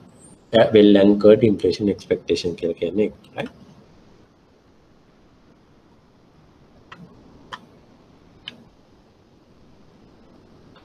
මේක මේ මම අර ඒ අපි ඉස්සෙල්ලා කියපු එකට ඔයගොල්ලෝ ෆුල් ස්ක්‍රීන් දාන්න. පැහැදිලි වෙන දේවල් ටිකක් තමයි මේ තියෙන්නේ. මේ බලන්න මේ නවසීලන්තේ 89 උද්දමන ඉලක්කරණය පටන් ගන්න. මේ උද්දමන ඉලක්කරණයට ඉස්සර ඒගොල්ලෝගේ උද්දමන හැසිරීම 20යි 100යි මම කිව්වේ ලොකු චේන්ජස් තියෙනවා. හරි. ඊට පස්සේ උද්දමන ඉලක්කකරණය වෙනවා 1989 දී. ඊට පස්සේ රටේ උද්දමනය කොහොමද? මේ කොටසේ උද්දමනයයි මේ කොටසේ උද්දමනයයි. ගොඩක් ඒ විචිරතාවය ගොඩක් අඩු ස්ටේබල් නේ. ස්ටේබල්. එතකොට මේ ක්‍රයිසිස් පීරියඩ් වලදී තමයි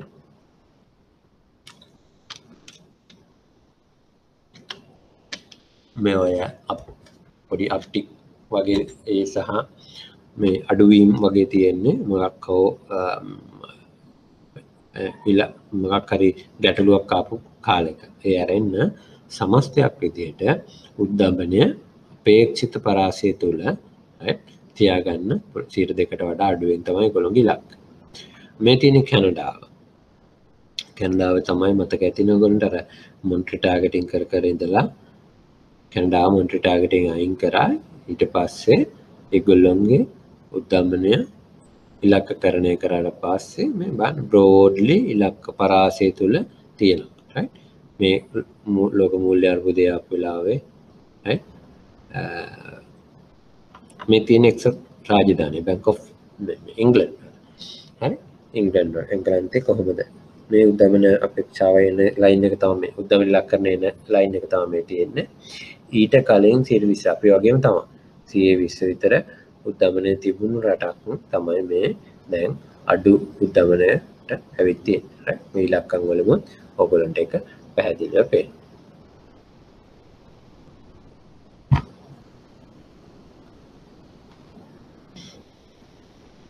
එතකොට මේ ප්‍රධාන වශයෙන්ම අපිට හොඳ මේ ලොකු අපි ළඟම ඉන්න ප්‍රධාන රටවල් දෙක අපිට උදාහරණයට ගන්න පුළුවන් මේ උද්දමන ඉලක්කකරණයේදී සාර්ථක වෙච්ච රටවල්. right? අපි ඈතකට යන්න ඕනේ තායිලන්තේ උද්දමන ඉලක්කරණය පටන් ගන්න 2000 දී. right? තායිලන්තේ ගවර්නර්තරම 2018 දී ලංකාවට ආවා. හරි. ඒෂියන් අපේ මේ ගවර්නර්ස් කන්ෆරන්ස් එකකට ඒ වගේ රටවල් වල පොලි අනුපාතය දැන් අපේ ලංකාවේ පොලි අනුපාතික මේ දවස්වල අපිට අඩුවට තිබුණාට සාමස්තයක් වශයෙන් 10% ආසන්නනේ තියෙන්නේ ණය පොලි අනුපාතිකයේ සිබ්බේ උච්චර කාලයක් 12 වගේ අවශ්‍ය දැන් තමයි 10%ට වඩා අඩු 10%ට වඩා අඩු වගේක තියෙන්නේ තැන්පතු පොලි අනුපාතිකයේ 10% හෝ 8-9 වගේ ආගේක දැන් තමයි 5%ට ආසන්නනේ තියෙන්නේ. තායිලන්තේ ගත්තොත් එහෙම පොලි අනුපාතිකයේ 3%ට වඩා අඩුවෙන් තමයි තියෙන්නේ ණය පොලි අනුපාතික ගත්තනේ. පොත් තැන්පතු 2% ආසන්නේ ඊට වටේට තියෙනවා. right?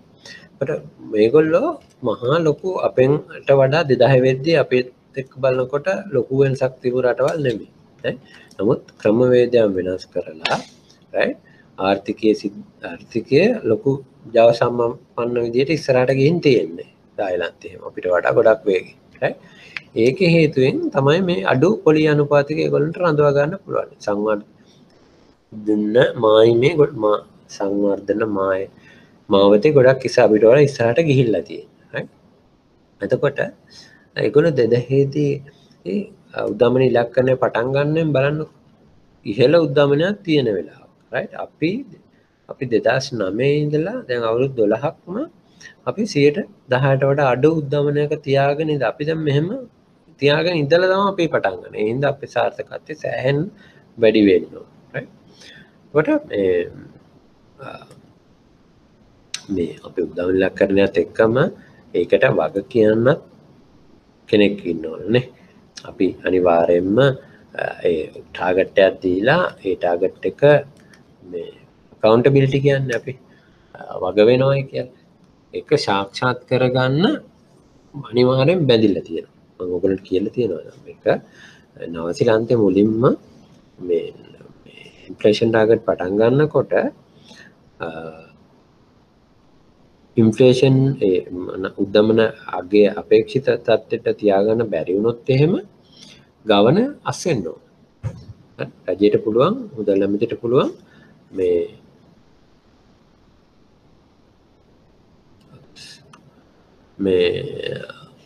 රජයට පුළුවන් මහ බැංකුවේ අධිපති අයින් කරන්න. එච්චරකට ස්ට්‍රික්ට් ගයිඩ්ලයින් විදියට තමයි තිබෙන්නේ. දැන් නම් පොඩ වෙනස් කරා. දැන් එක්ස් මොනවාද ඇයි එහෙම අපි උද්දම ඉලක්කය ළඟා කරගන්න බැරි වුණේ ඇයි කියන එක රජයට පැහැදිලි කරන්න ඕන. මේ මහ ජනතාවට පාර්ලිමේන්තු එකට පැහැදිලි කරන්න ඕන. රයිට්. දැන් තියෙන්නේ. ඒකට එතට වග කියනකොට මිනිස්සු අර බැඳිලා ඉන්නවනේ මම මේ දේ අනිවාර්යෙන් මේක මගේ වගකීමක් මේක කරන්න ඕනේ කියන්නේ. ඒකේ ප්‍රතිඵල තමයි ඔය රටවල් දායක කියන්නේ. අපි මලේසියාව ගත්තොත් එහෙම උද්දමනයට තියෙනවා ඒ වගේම ෆිස්කල් එක අමාත්‍යවරුන්ට මුදල් ඇමතිට අනිවාර්යෙන් බලයක් එයා වගේ කියන්න ඕන අයවැය පර්තනය මෙන්න මේ ගානේ තියාගෙන ඉන්නවා. රයිට්. එතකොට ආදායම් රජයේ ආදායම මේ දළදේශ නිෂ්පාදයේ ප්‍රතිශතයක් විදිහට මෙන්න මේ ගාන ළඟා කරගන්නවා කියන්නේ. ඒකට අපි කියනවා ෆිස්කල් රූල්ස් කියලා. හරි. රාජ්‍ය මූල්‍ය නීති. ඒවා අත්පත් කරගන්න බැරි වුණොත් එහෙම දැන් මලේසියාව ගත්තොත් ඒ හරිම ස්ට්‍රික්ට් රූල්ස්. හොඳයි. ඒක අත්පත් කරගන්න බැරි වුණොත් ඇමති අයින් වෙනවා. අයින් කරන්න පුළුවන්. රයිට්. නීතියෙන්ම බැඳිලා තියෙනවා ඒක. නීතියෙන්. ඉතින් ඒ හින්දා මේ රටවල් ගොඩක් සාර්ථක වුණේ මේ තායිලන්තේ ඉන්දියාවෙම මේ නම්මිශිලි උද්දමන ඉලක්කකරණයක් කරනවා වගේම මේ අපේ මුදල් ප්‍රතිපත්ති රාමුව නෛතික රාමුවක් බවට පත් කරගන්න. ඒක නීතියෙන්ම හරි අනතකින්ම අපි ක්‍රියාත්මක කරන මෙන්න මේක තමයි මුදල් ප්‍රතිපත්ති උපකරණය කියලා පනතකින්ම ලියලා තියෙනවා. ඒකෙම කියනවා අපිට ඒක ළඟා කරගන්න බැරි වුණොත් මොකද කරන්න ඕනේ කියලා. right? කවුද ඒකට වග කියන්න ඕනේ කියලා අපි හිතමු. ඒකට එහෙම නෛතික බැඳීමක් ආවට පස්සේ ඕනම පිටරට ඉන්න කෙනෙකුට හරි ආයෝජකයෙකුට හරි යම් කිසි ආකාරයක පොඩි කොන්ෆිඩන්ස් එකක් තියෙනව නේද? අපි වැදිලා ඉන්නවා මෙන්න මේක මේ ගානෙන් තියාගෙන යන්න කියලා. අන්න එතකොට ආයෝජන වලට එහෙනම් මොකද වෙන්නේ? ඔය විදිහට බලපාන්නේ. පොසිටිව් සෙන්ටිමන්ට්ස් නේ. එතකොට පිටරට ඉන්න අය දන්නවා සෙන්ට්‍රල් බැංක් එක බැඳිලා ඉන්නවා 6ට වඩා උද්දමනේ යන්නේ නැති වෙන්න තියාගන්න. එතකොට ඒක වගේම ෆිස්කල් රූල්ස් වලින් කියනවා රජයේ මෙන්න මේක තමයි ක්‍රියාත්මක වෙන්නේ කියලා. අන්න එහෙම තියෙනකොට ඒ රටවල් ගොඩාක් වේගෙන් දියුණු වෙනවා. රයිට්. එතකොට ඒ කියන්නේ කොන්ෆිඩන්ස් එක තියෙනවා. ආයෝජකයෝ ඇවිල්ලා බය නැතුව ආයෝජනය කරනවා. මොකද හොඳටම විශ්වාසයි මේගොල්ලෝ මේ අපි කියන අර මොකද මේ ඉලක්ක නිකන් තාත්කාලික මේ ළඟා කරගන්න පුළුවන් ඉලක්ක මිසක ළඟා කරගත යුතු සහ පුළුවන් ඉලක්ක මිසක අර බොරුවට නම්බර්ස් වලින් ලස්සන කරන්න දෙන අර රෝසි පික්චර් එකක් දෙන ඉලක්කම් නෙමෙයි කියන එක. රයිට්. එතකොට ඒකේ ප්‍රතිඵලයක් විදිහට තමයි ඔය ගොඩාක් රටවල් අපිට වඩා ගොඩාක් ඉස්සරහට ගිහිල්ලා තියෙන්නේ. රයිට්. කොට මේ එක්සැම්පල්ස් දෙක ගන්න ඉන්දියාව 2015 13 වගේ තමයි කියන්න පටන් ගත්තේ. මේ ඔයගොල්ලෝ මතක ඇති මේ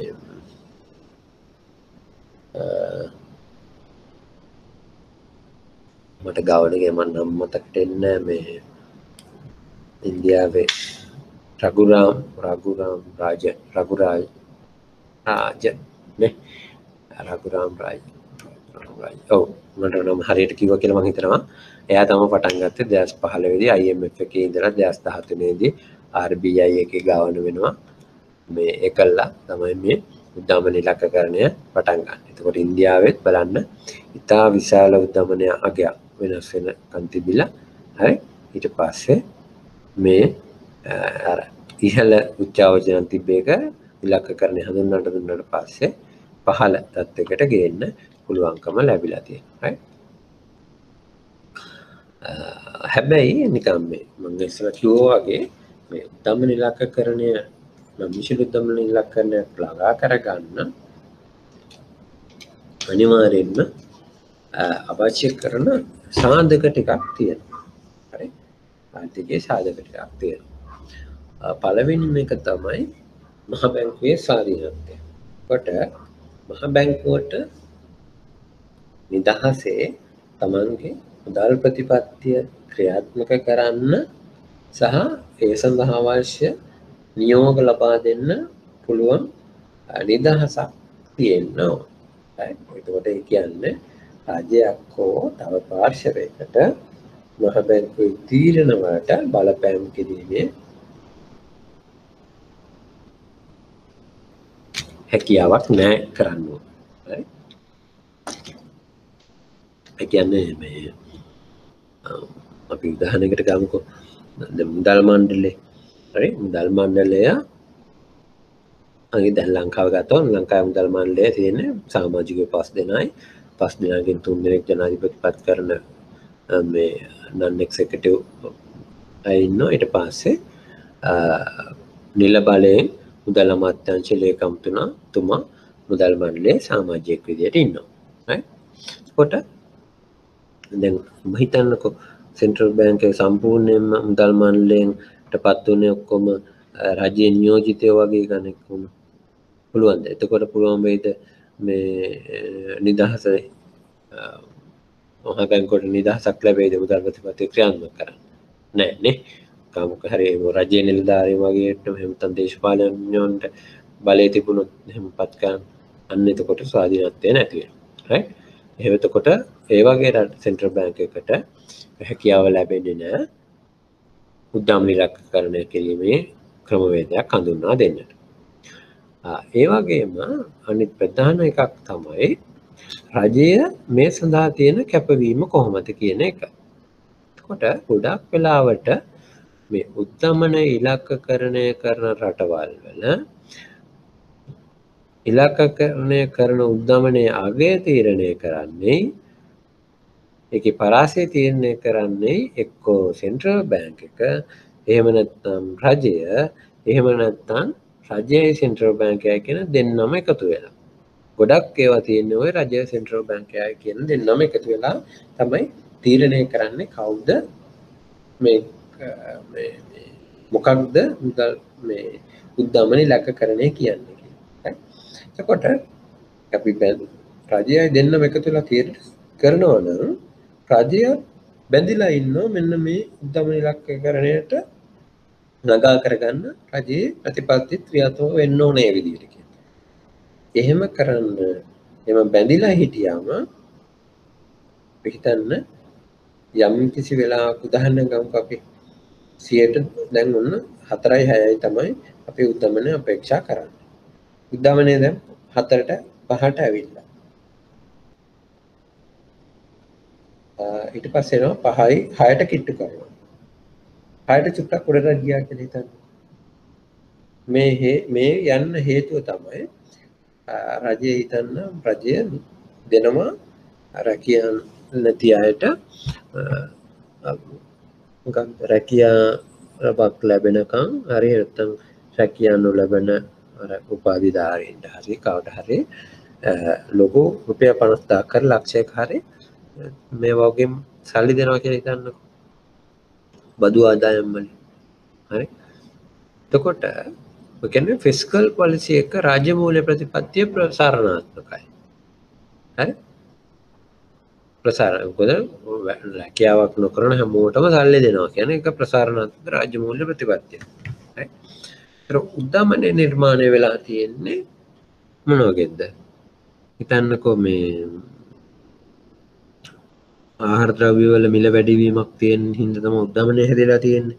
නියඟයක් හරි සැපේ අඩුවීමක් හරි. දැන් ওই අවස්ථා දෙකේදීම රජයට තියෙනවා උද්දමනය පාලනය කරගන්න යම් ගන්න ඕන ක්‍රියාමාර්ග ටික. රජය අර වගේ ප්‍රසාරණාත්මක රාජ්‍ය මූල්‍ය ප්‍රතිපත්තියක් ක්‍රියාත්මක නොකර ඉන්නවා. මොකද මොරාල් හැසර් වැඩ කරනවානේ. නිකම්ම ගෙදර ඉඳලා රුපියල් ලක්ෂයක විතර පඩියක් හම්බුනොත් එහෙම කවුරු හරි මොකද කරන්නේ? අය සැලරි එකක් මේ පඩියක් ගන්න ඕනේ කරන්න ඕනේ නෑනේ. නේ? නිකන් වාඩි වෙලා ඉඳලා ගෙදර ඉඳලා මේ සල්ලි හම්බ වෙනවා නම් කරන්න ඕනේ. හරි? අන්න එතකොට මොරාල් හැසර් වැඩ කරනවා. කිසිම මේ ප්‍රතිඵලදායක දෙයකට යොමු වෙන්නේ නැතුව නිකන් හම්බ වෙන සල්ලි වලින් වියදම් කරන්න පුළුවන්. එක එකක්. දෙවෙනි එක තමයි අර කම්පනයක්. ඇවිල්ලා බාහිර කම්පනයක් හින්දා මේ තමයි මිල වැඩි වෙලා තියෙන්නේ. නියඟයක් හරි ගම් වතුරක් හරි. ඒ වගේ වෙලාවට මොකද කරන්න ඕනේ මිල අඩු කරන්න. අපිට සැපයීමේ නම් ප්‍රශ්නේ තියෙන්නේ රජයේ මැදිහත් වෙලා අඩු ආනයන වියදමක් යටතේ එක්කෝ පිටරටින් ගේන්න ඕන. එහෙම නැත්නම් ඒ අදාළ කියන භාණ්ඩය කෘෂි ආර්ථික භාණ්ඩය වැඩිපුර නිපදවන්න පුළුවන් ආර්ථික වටපිටාවක් හදලා දෙන්න ඕන. හරි ආර්ථික වටපිටාව දීලා වෙන්න පුළුවන් හරියටම ටාගටඩ් විදිහට අදාළ නිෂ්පාදනය ඉතා කෙටි කාලයක් තුළ වැඩිපුර හදා ගන්න පුළුවන් ක්‍රමයක් හදන්න ඕන. ඒකට රාජ්‍ය මූල්‍ය ශක්තිමත් තැනක ඉන්න ඕන. ඒකට ශක්තිමත් රාජ්‍ය මූල්‍ය තත්ත්වයක් තිබ්බොත් තමයි මේ අපිට උද්දමන ඉලක්කකරණය පහසු වෙන්නේ. හරි? වගේම රජයේ කැපවීම තියෙනවා. ඒ දෙක තිබුණ නැත්නම් අපිට බොරුවට මහ බැංකුව කිව්වට රජය අපි 4.74 උද්දමන ඉලක්කකරණය කරන රටක් කියලා රජයට මේකට බැඳිලා නැත්නම් රජයේ වෙනුවෙන් ක්‍රියාත්මක වෙන්නේ නැත්නම් අපිට අපේක්ෂිත ප්‍රතිලාභ ලබා ගැනීම හැකියාවක් ලැබෙන්නේ නැහැ. ඒක දෙවෙනි කාරණය. තුන්වෙනි කාරණය තමයි නම්‍යශීලී විනිමය අනුපාතිකය. උද්දමන ඉලක්කකරණයක් සිද්ධ වෙනවා නම් අපිට පාලිත විනිමය අනුපාතිකයක් පවත්වාගෙන යන්න බෑ. ඒ වෙනුවෙන් කරගෙන යන්න ඕනේ පාවෙන විනිමය අනුපාතිකයක්. වෙළඳපොළ ඉල්ලුම සැපයුම මත තීරණය වන විනිමය අනුපාතිකයක් තියෙන්න ඕන නම්‍යශීලී උද්දමන ඉලක්කකරණයක් ක්‍රියාත්මක වෙනවා නම්. රයිට්? ඒක තුන්වෙනි කාරණය. ඊට පස්සේ අපේ මූල්‍ය පද්ධතිය බැංකු ගෙවීම් පියවීම් පද්ධතිය වගේ දේවල් ණය ගන්න එක කෑෂ් හැන්ඩල් කරන හැටි අන්න ඔය වගේ දේවල් මොකක්ද සංවර්ධනය. කියන්නේ හොඳ මූල්‍ය පද්ධතියක් තියෙන්න ඕන රට ඇතුලේ. ඊළඟ කාරණේ තමයි අපේ මුදල් ප්‍රතිපත්ති රාමුව ඇතුලේ තියෙන ප්‍රතිපත්ති උපකරණයි ඇත්තටම උද්දමනයට පාලනය කිරීමට මෙයා පාවිච්චි කරන්න පුළුවන් කියන එක මීට කලින් එක්කෝ ඔප්පු වෙලා තියෙන්න ඕන. නැත්නම් අපේ උපකරණ වලින් මේ කාර්යය කරන්න පුළුවන් කියන කාරණේ. කියන්නේ අපිට අපේ මුදල් ප්‍රතිපත්ති උපකරණ ප්‍රමාණාත්මකව තියෙන්න ඕන මුදල් ප්‍රතිපත්ති නම්‍යශීලී උද්දමන ඉලක්කකරණයක් සිදු කරන්නේ. ඒ වගේම දැන් අපි උද්දමනයක් ඉලක්ක කරන්න ඉස්සෙල්ලා අපිට උද්දමන ඉලක්කන රාමයකට යන්න ඉස්සෙල්ලා මේ රාමයෙන් අපි උද්දමන ඉලක්කකරණය කරන්නේ කොහොමද කියන කාර්යයට හොයාගන්න එපා නේ. තව මාස 12කින් උද්දමනය කීයද තියෙන්නේ කියන එක මම දැනන් ඉන්නවා. එහෙම නැත්නම් මට උද්දමන ඉලක්කකරණයක් කරන්න බෑ. අද දවසේ උද්දමනය නෙවෙයි උද්දමන ඉලක්කකරණය කරන්නේ නේ. තව අවුරුදු එකමාරකින් රට ඇතුළේ වෙන උද්දමනයට තමයි මම මුදල් ප්‍රතිපත්තියට දැන් තීරණ ගන්න. එතකොට අනාගත උද්දමනය කොයි විදිහට හැසිරෙයිද කියන එක එහෙම නැත්නම් ඒ ගැන උද්දමනය පුරෝකථනය කරන්න ඉතා හොඳ තාක්ෂණික දැනුමක් තියෙන පිරිසක් ඉන්නවා. රයිට්? එතකොට මහ බැංකුව ඇතුළේ සේවකයෝ අපේ නිලධාරි මණ්ඩලේ ඒකට පුහුණු කරලා තියෙන්න ඕන. එහෙම නැත්නම් ටිකක් අමාරුයි අපිට මේ අපේ අවශ්‍යතාවය ඉටු කරගන්න. එතකොට ඉන්දියාව ගත්තොත් හරි උද්දමන ඉලක්කරණ කරන රටක ඉස්සෙල්ලා උද්දමන ඉලක්කරණය කරන්න ඉස්සෙල්ලා තව අවුරුද්දකින්ුයි දෙකකින්ුයි උද්දමනය කොතනද තියෙන්නේ කියන එක පුරෝකථනය කිරීමේ හැකියාව තියෙනවා. ඒක අපිත් අපේ මොඩලින් ඩිවිෂන් එකක් දැන් තියෙනවා. අපේ ආර්ථික පර්යේෂණ දෙපාර්තමේන්තුව ඇතුලේ ඒකෙන් අපි මොඩල් කරනවා දැන් තියෙන ආර්ථික දත්ත දීලා සහ එක්ස්පර්ට්ස්ලා සෙක්ටරල් එක්ස්පර්ට්ස්ලාගේ ජජ්මන්ට් එකත් එක්ක මේ අනාගත තව අවුරුද්දකින් අවුරුදු දෙකකින් තුනෙන් උද්දමනය කොයි විදිහටද හැසිරෙන්නේ කියලා අපිට දැකලා ඇති මුදල් ප්‍රතිපත්ති ප්‍රෙස් රිලීස් වල මුදල් ප්‍රතිපත්ති විවරණ වල අපි ඒ උද්දමනයේ හැසිරීම 2023ට වෙනකන් අපි බලාපොරොත්තු වෙන උද්දමන හැසිරීම දක්වන ෆෑන් chart එකක් කියන එකක් මේ වගේ මේ ව්‍යාප්ති සටහනක් තියෙන chart එක. right? ඊළඟ කාරණේ තමයි අපේ මම ඉස්සෙල්ලා කිව්වා මේක අපි දැන් අපි නම් උද්දමන ඉලක්කකරණය සිදු කරන්නේ අපිට ඒ වෙනුවෙන් වග කියන්න ඕන. හරි. අපි කියන දේ මාකට් එක පිළිගන්නත් ඕන. ක්‍රෙඩිබිලිටි එක තියෙන්න ඕන. එහෙමනම් ඒක ක්‍රෙඩිබිලිටි එක ඇති වෙන්න නම් අපි කරන්නේ මොකක්ද කියන්නේ මොකක්ද කියන එක වෙළඳ පොළක් දැනගන්න ඕන හරියට. ඒ කියන්නේ විනිවිද භාවයකින් යුක්ත ප්‍රතිපත්ති තියෙනවා. ඒක එහෙම නැත්නම් අපි මාකට් එකට එකක් කියලා වචනෙන් එකක් කියලා අපි වෙන විදියකට නම් ක්‍රියාත්මක වෙන්නේ එතකොට අපි කියනවා විනිවිද භාවයක් නැතිව ක්‍රියාත්මක වෙනවා කියලා. හරි? ඒකට හැම වෙලාවෙම සෙන්ට්‍රල් බැංක් එක ක්‍රෙඩිබිලිටි එකත් එක්ක හරි විශ්වසනීයතාවත් එක්ක තමයි ක්‍රියාත්මක වෙන්නේ. කැඩුනොත් එහෙම ආර්ථිකයට හැම පිටින්ම නරක පූර්වාදර්ශයක් තමයි තියෙන්නේ. ඔය මේ අපි කියපු කාරණා ටික අපේ නම්මිශීල උද්දම ඉලක්කරණයක් ක්‍රියාත්මක කරන්න ප්‍රී-රික්වෙස්ට් විදිහට හරි තමයි තියෙන්නේ. හරි. ඒකට මේවා තිබුණ නැත්නම් ඒතකොට දැනට අපිට දැන් ඔයගොල්ලෝගෙන් ප්‍රශ්නයක් අහන්න පුළුවන් සෙන්ට්‍රල් බැංක් එක නම්මිශීල උද්දම ඉලක්කකරණය කරාට ඒක සඳහා නෛතිකමය විදිහට එහෙම නැත්නම් හැකියාව ලැබෙන්නේ මොකෙන්ද කියලා. දැනට එහෙම නැත්නම් මම තව විදිහට ප්‍රශ්න අහුවොත් මේ විදේශිකයන්ට ආයෝජකයන්ට අපිට අපි නම්මිශීල උද්දම ඉලක්කරණයක් කරාට මේක අනිවාර්යයෙන්ම උද්දමනේ මේ අතර රඳාපත්තා ගනී කියන කොන්ෆිඩන්ස් එක දෙන්න සමත් වීමක් තියෙනවද නැද්ද වගේ. දැනට අපිට එහෙම නෑ මොකද අපේ මුදල් නීති පනත වෙනස් වෙලා නෑ. හරි. ඒකට රජයත් එක්ක අපි අවබෝධතාවයකට අත්සන් කළ නැහැ. සාමාන්‍ය ලෝකේ කරන්නේ රජයයි මහ බැංකුවයි දෙන්න එකතු වෙලා තමයි මේ උද්දමන ඉලක්කකරණය මෙන්න මේකයි කියලා මා වෙළඳ පොළට කියන්නේ. හරි ඉකොනොමි ආර්ථිකයට කියන්නේ.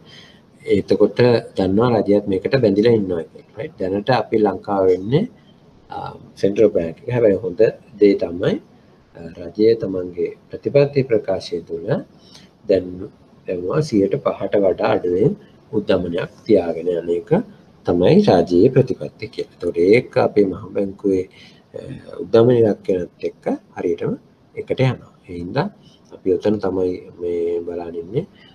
ඒ කියන්නේ බ්‍රෝඩ්ලි අපේ අරමුණේ දෙකේ වෙනසක් නැහැ. අරමුණ දෙකේ වෙනසක් නැහැ. නමුත් ඒක නෛතික භාවය ආවට පස්සේ ඒකට තියෙන වේට් එක බර තැබීම ගොඩක් වැඩි.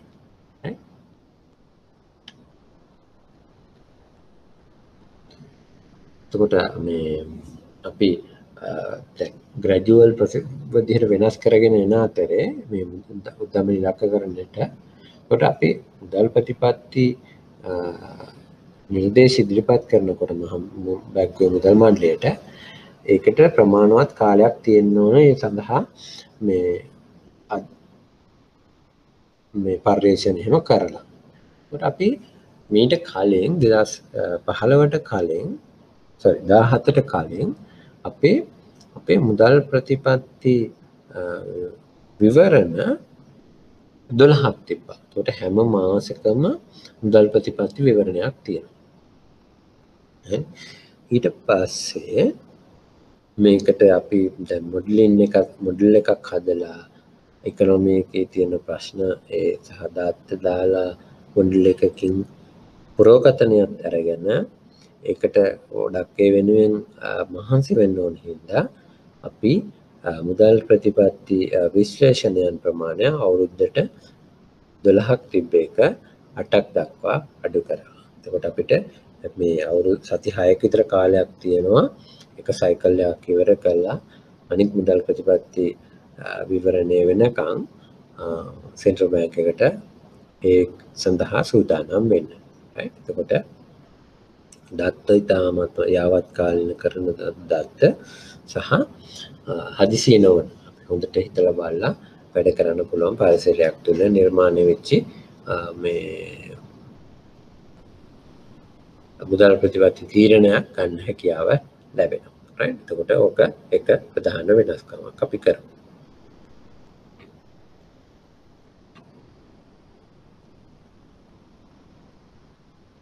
මේ තියෙන්නේ ඒ ප්‍රොසෙස් එක කොහොමද නම්‍යශීලී උද්දමන ඉලක්කරන රාමුවක් යටතේ අපි මුදල් ප්‍රතිපත්තිය ක්‍රියාත්මක කරන්න සෙන්ට්‍රල් බැංක් එක ඇතුලේ තියෙන කමිටු සහ අවස්ථාවන් මොනවද කියන එක. right මුලින්ම අපි කරනවා අපි මහා බැංකුවේ තියෙන මේ මුදල් ප්‍රතිපත්ති විවරණයට සම්බන්ධ වෙන දෙපාර්තමේන්තු 3ක් තියෙනවා අපිට අමතරව. ඒගොල්ලොත් එකතු කරගෙන පළවෙනිම අපි මාණ්ඩලික රැස්වීමකදී එක ආර්ථිකයේ තියෙන අංශ තියෙනවානේ. විදේශ අංශය එකක්. මම ඉන්න මුදල් සහ බැංකු අංශය තව එකක්. ඒ මූර්තාංශය තවත් එකක්. ඒ රාජ්‍ය මූල්‍ය අංශය තවත් එකක්. ඊට අමතරව තියෙනවා වෙනත් අධ්‍යාපන සෞඛ්‍ය ඒ වගේ අංශ පිළිබඳ රිසර්ච් අධ්‍යයනයන් කරන ඩිවිෂන් එක. ඒතර ඒ පළවෙනි එකේදී සිද්ධ වෙන්නේ අදාළ ඩිවිෂන් තමන්ගේ අංශයේ තියෙන මෙච්චර පහුගිය දවස්වල සිද්ධ වෙච්ච වර්ධනයේනුයි අනාගතයේ කරන අපේක්ෂාවනුයි වගේ කොම්ප්‍රිහෙන්සිව් විදියට මෙතෙන්දි සාකච්ඡාවට ලක් වෙනවා. right ඊපස්සේ ඒ තොරතුරු ටික අරගෙන අපේ සෙන්ට්‍රල් බැංක් එකේ තියෙන මොඩලින් ඩිවිෂන් එක ඒකෙන් ඇනලයිස් කරලා ඉදිරිපත් කරනවා අපේ දත්ත අනුව අනාගතයේ මුදල් ප්‍රතිපත්ති ස්ථාවරය වෙන්න ඕනේ මොන වගේද කියලා. right ඒ අතරේ දැන් එතකොට අපිට මෙච්චර දක්වා තියෙන සෙන්ට්‍රල් බැංක් එක ඇතුලේ දත්ත ටික විතරයිනේ. ඇතුලේ දත්ත සහ පුද්ගලයන්ගේ මතවාදයන්නේ. කොට මුදල් ප්‍රතිපත්ති කමිටුවට අනිකුත් රට ඇතුලේ ඉන්න පෞද්ගලික අංශයේ වගේ දායකත්වයක් ගන්න වෙනමම කවුන්සිල් එකක් පිටුව මේ මුදල් ප්‍රතිපත්ති උපදේශන කමිටුව මොනිටරි පොලිසි කන්සල්ටේටිව් කමිටුව. ඒකෙදි කතා වෙනවා අපේ මොනිටරි ස්ථාංශක ගැන ව්‍යාපාර අංශයයි ඇකඩමික් සෙක්ටර් එක ප්‍රොෆෙසර්ස් යුනිවර්සිටි වල අන්න ඔයගොල්ලෝ එහෙම කොහොමද මේ මුදල් ප්‍රතිපත්ති ස්ථාවරය දකින්නේ? අපි ඇත්තටම කරන දේ හරිද වැරදි තියනවද මෙහෙම නැතුව මෙහෙම කරොත් හොඳද වගේ කියා ගන්න පුළුවන්. අන්නේ කොට මේ ඉන්පුට්ස් ටික අරගෙන අපි අපේ අර තාක්ෂණික විදියට මේ සෙක්ටෝරල් එක්ස්පර්ට්ස් වගේ දැනුමයි ඒ වගේ මොඩලින් එක වෙලා ආපු දත්තත් එක්ක තමයි මුදල් ප්‍රතිපත්ති කමිටුවට ඉදිරිපත් කරනවා. මෙන්න මෙහෙම තමයි මේ සැරේ අපේ පුරෝගතනයන් එන්නේ. ඒවට හේතු මොනවද? දැනට තියෙන ආර්ථිකයේ තියෙන ගැටලු අවදානම් මොනවද කියන වගේ කාරණා ටික. right පස්සේ ඒවා දිහා බලලා මුදල් ප්‍රතිපත්ති කමිටුව රැස් වුණාට පස්සේ මහ බැංකුවේ මුදල් මණ්ඩලයට මේ ටික ඉදිරිපත් කරනවා. හරි ප්‍රසන්ටේෂන් එකක් විදියට. කොට මුදල් මණ්ඩලය තමයි අන්තිමට තීරණය කරන්නේ මෙයා තවදුරටත් පොලි අනුපාතකයේ නොවෙනස් තියාගෙන යන්න ඕනද නැත්නම් අඩු කරනවද වැඩි කරන්න ඕනද කියන එක තීරණය කරන්නේ අර දත්ත දිහා බලලා. නැතුව කාලයක් කියන්නේ කවුරු හරි විසින් ක්‍රියාත්මක කිරීමක් ඕනේ අපි අර ඇනලිසිස් බලලා තොරතුරු බලලා ටෙක්නිකලි හරීම තීරණය තමයි මුදල් ප්‍රතිපත්ති කමිටුව අරගෙන එක නිර්දේශ කරන්න ඕනේ මුදල් මණ්ඩලයට. මුදල් මණ්ඩලය තමයි අන්තිමටම රැස් වෙලා මේ තීරණය කරනවා එක්කෝ අපි MPC එක කියපු දේම කරනවාද එහෙම නැත්නම් තවදුරටත් වෙනස් මුදල් ප්‍රතිපත්තියක් ක්‍රියාත්මක. අවසාන තීරණ ගැනීමේ බලය තියෙන එතකොට මුදල් ප්‍රතිපත්ති කමිටුවට නෙමෙයි මුදල් මණ්ඩලයට. right? හොඳට රුධිරය තියාගන්න. ඔක MCQ එකක් විදියට අවස්ථා කීපයකම ඇවිත් තියෙනවා නේ. අන්තිමේටම අපි පහවදා උදේ 7:00ට මේ මුදල් මණ්ඩලය ගත්ත තීරණය වෙළඳ පොළට දැනුම් දෙනවා. එතකොට ඔයගොල්ලන්ට මේ සතියේ හරි අප්‍රේල් මාසේ 8 වෙනිදා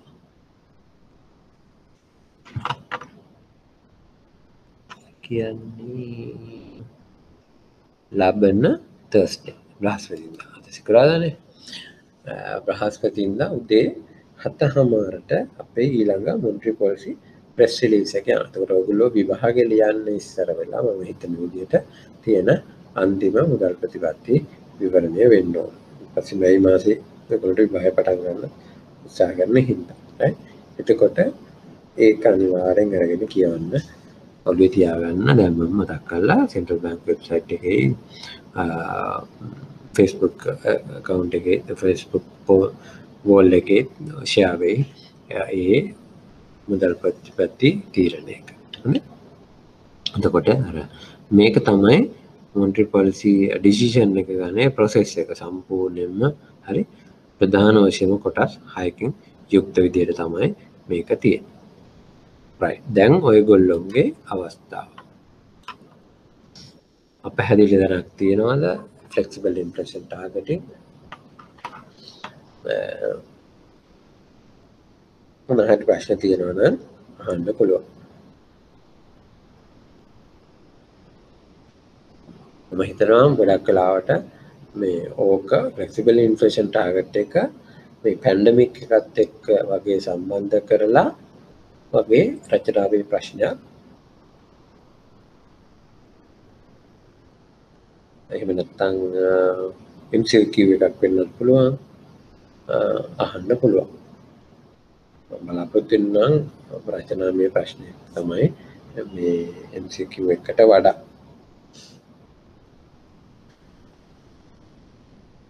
සර් මේ වගේ මුදල් ප්‍රතිපත්තියක් ක්‍රියාත්මක මේ කරන්න රජයේ පැත්තෙන් තියෙන වගකීම් මොනවාද සර්? රජයේ ප්‍රධාන වගකීම තමයි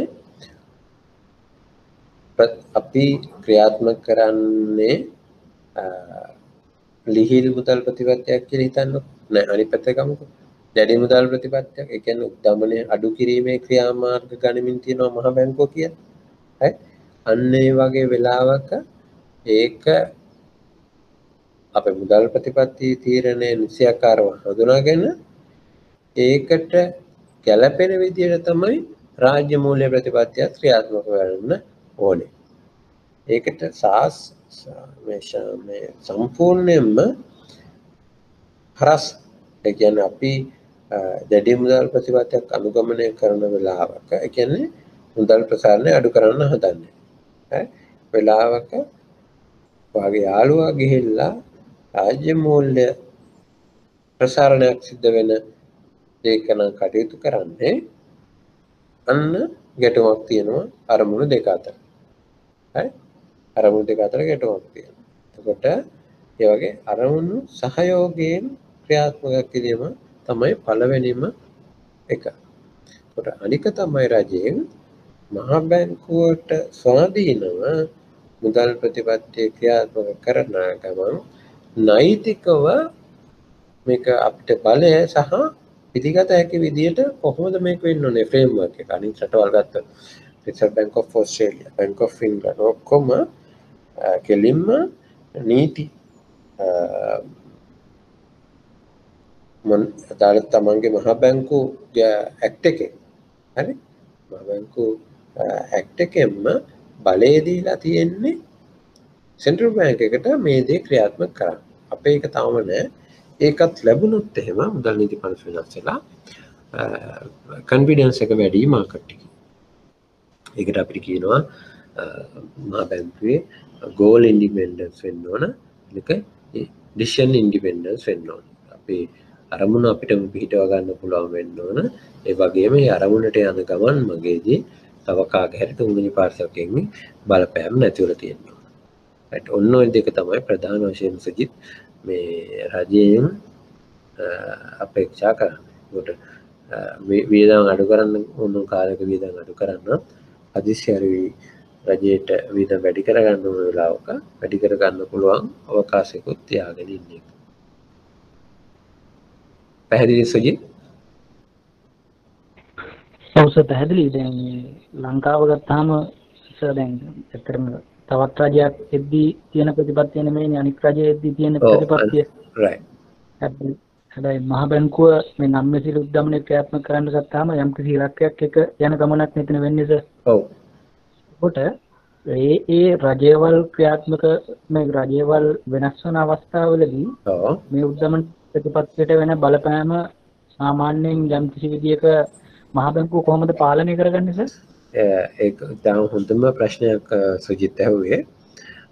ඒ වගේ වෙලාවක නම් අපි හිතන්නේ රජයෙන් ප්‍රතිපත්තිමය විදිහට ඔයගොල්ලෝ දන්නවා ලංකාවේ විදිහට ගත්තොත් දෙක අතර ප්‍රතිපත්තිමය එකඟතාවයක් නැති වෙන ප්‍රශ්න ඕන තරම් තියෙනවා.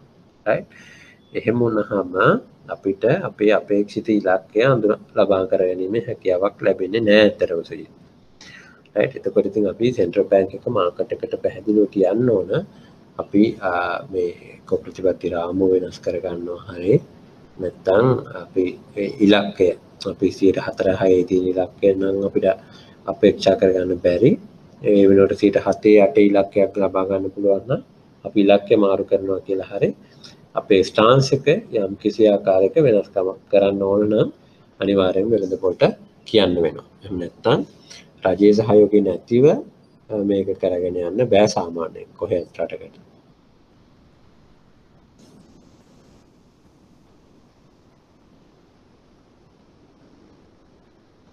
තව කාටද ඒ වගේ ප්‍රශ්න හරි chat එකෙන් වුණත් කමන්නේ අහන්න කතා කරන්න බැරිව. අද නිවාඩු දවසේ ගෙදර ඉන්න ගමන්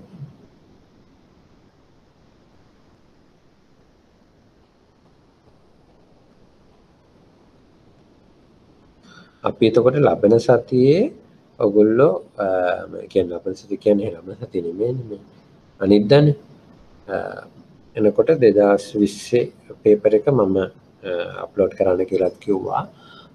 ඒක බලා ගන්න අපි ඒක සාකච්ඡා කරමු. ඒක මොඩියුල් පේපර් එකක් විදිහට.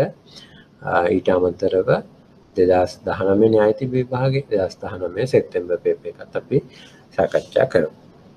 එතකොට අපිට ඔයගොල්ලෝ well prepared exam එකට මේ ප්‍රශ්න සාකච්ඡා කරනකොට අර අනිකුත් රටවල උන්දල් ප්‍රතිපත්තිය එහෙම සාකච්ඡා කරන්න පුළුවන්.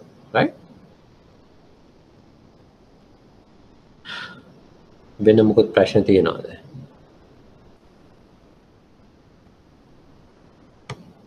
මේකෙන් නෙවෙයි වෙන්න පුළුවන් නැත්නම් පොදුවේ එකක් වෙන්නත් පුළුවන්. එතකොට මේ මම ඒ ප්‍රශ්නේ නිකන් කියකින්න මේ එතකොට නම්මේශිරි උදාමනලාකරණය කියලා කියන්නේ එකක්ම විතරයි. මේකම අනිවාර්යයෙන්ම කරන්න කියලා නැහැ. right? දැන් ඔයාගොල්ලෝ මේ දවස්වල බලලා ඇති මේ ගොඩක් කට්ටිය මොඩර්න් මොනිටරි තියරි කියලා මේ concept එක පාවිච්චි කරනවානේ. හරිම ජනප්‍රියයි. මේ පැන්ඩමික් කාලෙදී සෙන්ට්‍රල් බැංක් එක සල්ලි print කරපු හින්දා මේ මොඩර්න් මොනිටරි තියරි එක. ඒ කියන්නේ රජයේ අයවැයට සීමාවක් තියාගන්න ඕනේ දේශීය right විශේෂයෙන්ම ඒ දේශීය අයවැය හිගය කියන එක තමයි පෞද්ගලිකාංශයේ ආයෝජන අවස්ථාවක් හදලා දෙන්නේ. කොට රජය අයවැය හිගය පිළිබඳව වරි වෙන්නේ නැතුව අලුතින් සල්ලි අච්චු ගහලා හරි ආර්ථිකය පූර්ණ සේවා නියුක්ති තත්වයට ළඟා කර ගැනීමේ කටයුතු වල යෙදෙන්න ඕන. එහෙම ළඟා කර ගැනීමේ කටයුතු සිද්ධ වෙද්දී උද්දමනය වෙනවා නම් ඒක අඩු කරගන්න රාජ්‍ය මූල්‍ය ප්‍රතිපත්තිය ක්‍රියාත්මක කරන්න ඕන බදු අඩු කරලා හරි වැඩි කරලා හරි අවශ්‍ය පැත්තට right ඒ උද්දමනය වෙනවා නම් මිල ඉහළ යන්න ඉඩ දෙන්න ඕන පරිභෝජනය අඩු කරන්න බදු වැඩි කරලා right අන්න ඒ වගේ අලුත් මේ එකම එක එකම මුදල් ප්‍රතිපත්ති රාමුව නෙමෙයි විවිධ මුදල් ප්‍රතිපත්ති රාමු තියෙනවා. ඒ වගේම මේ එක විදියට හිතන දාර්ශනික මත තියෙනවා මේ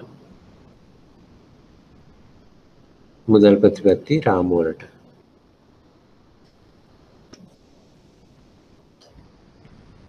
ශිරෝස් ඔව්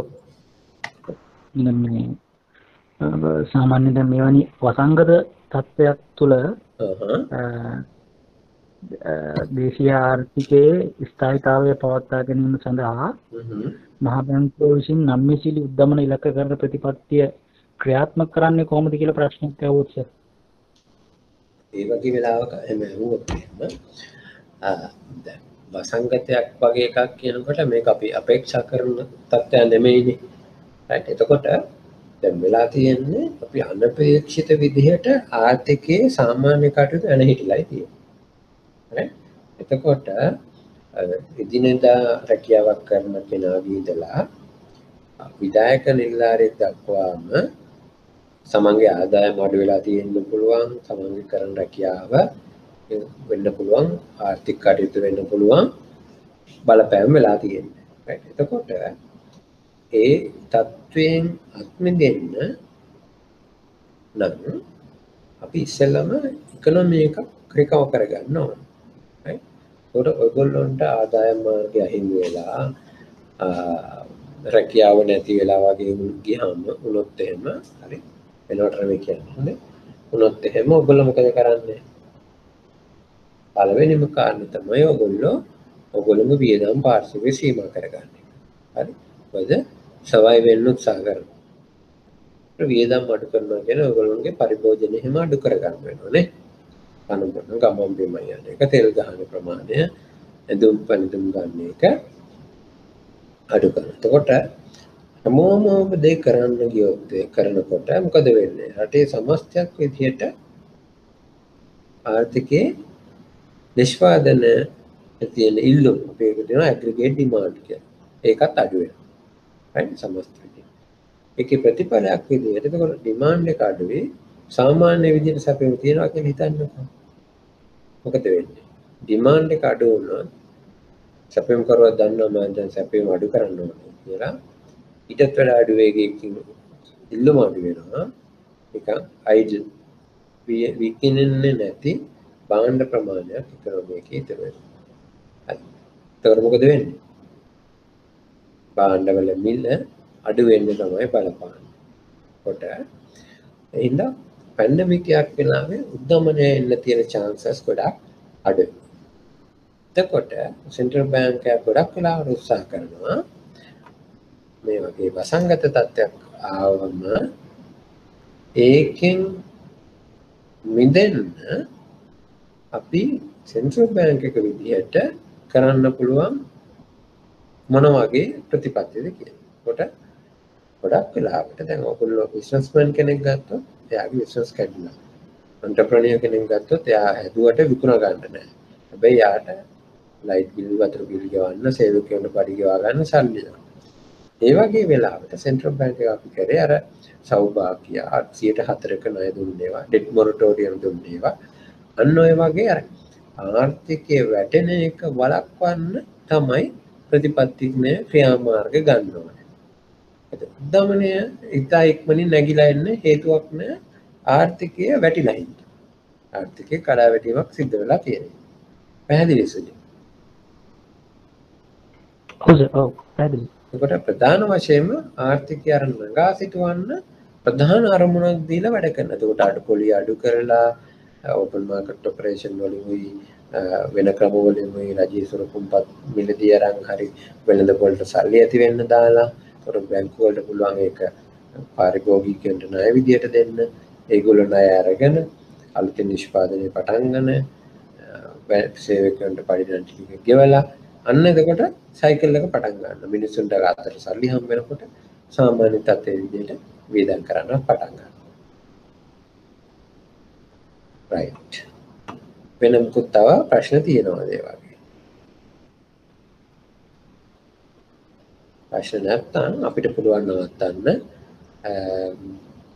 අපි එහෙමනම් ඉරිදා උදේ 8ට හම්බ වෙමු. ඔයගොල්ලෝ තියෙන කට්ටිය පේපර් එකක් හાર્ඩ් කොපි එකක් තියෙනවා නම් අරගන්න. 2020 ජනවාරි අපි එක්සෑම් එක තිබ්බ එකේ 21 එක්සෑම් එක තිබ්බ එකේ මේ IBSL එකට කියලා මම පේපර්ස් දෙක ඒ 19 අන්තිමට තිබ්බ එකයි අපි අන්තිමටම තිබ්බ පේපර්ස් දෙක අපි ඊළඟ දවස් දෙකේ සාකච්ඡා කරමු. right එහෙනම් අපි ඉරිදා උදේට හම්බ වෙමු. හැමෝටම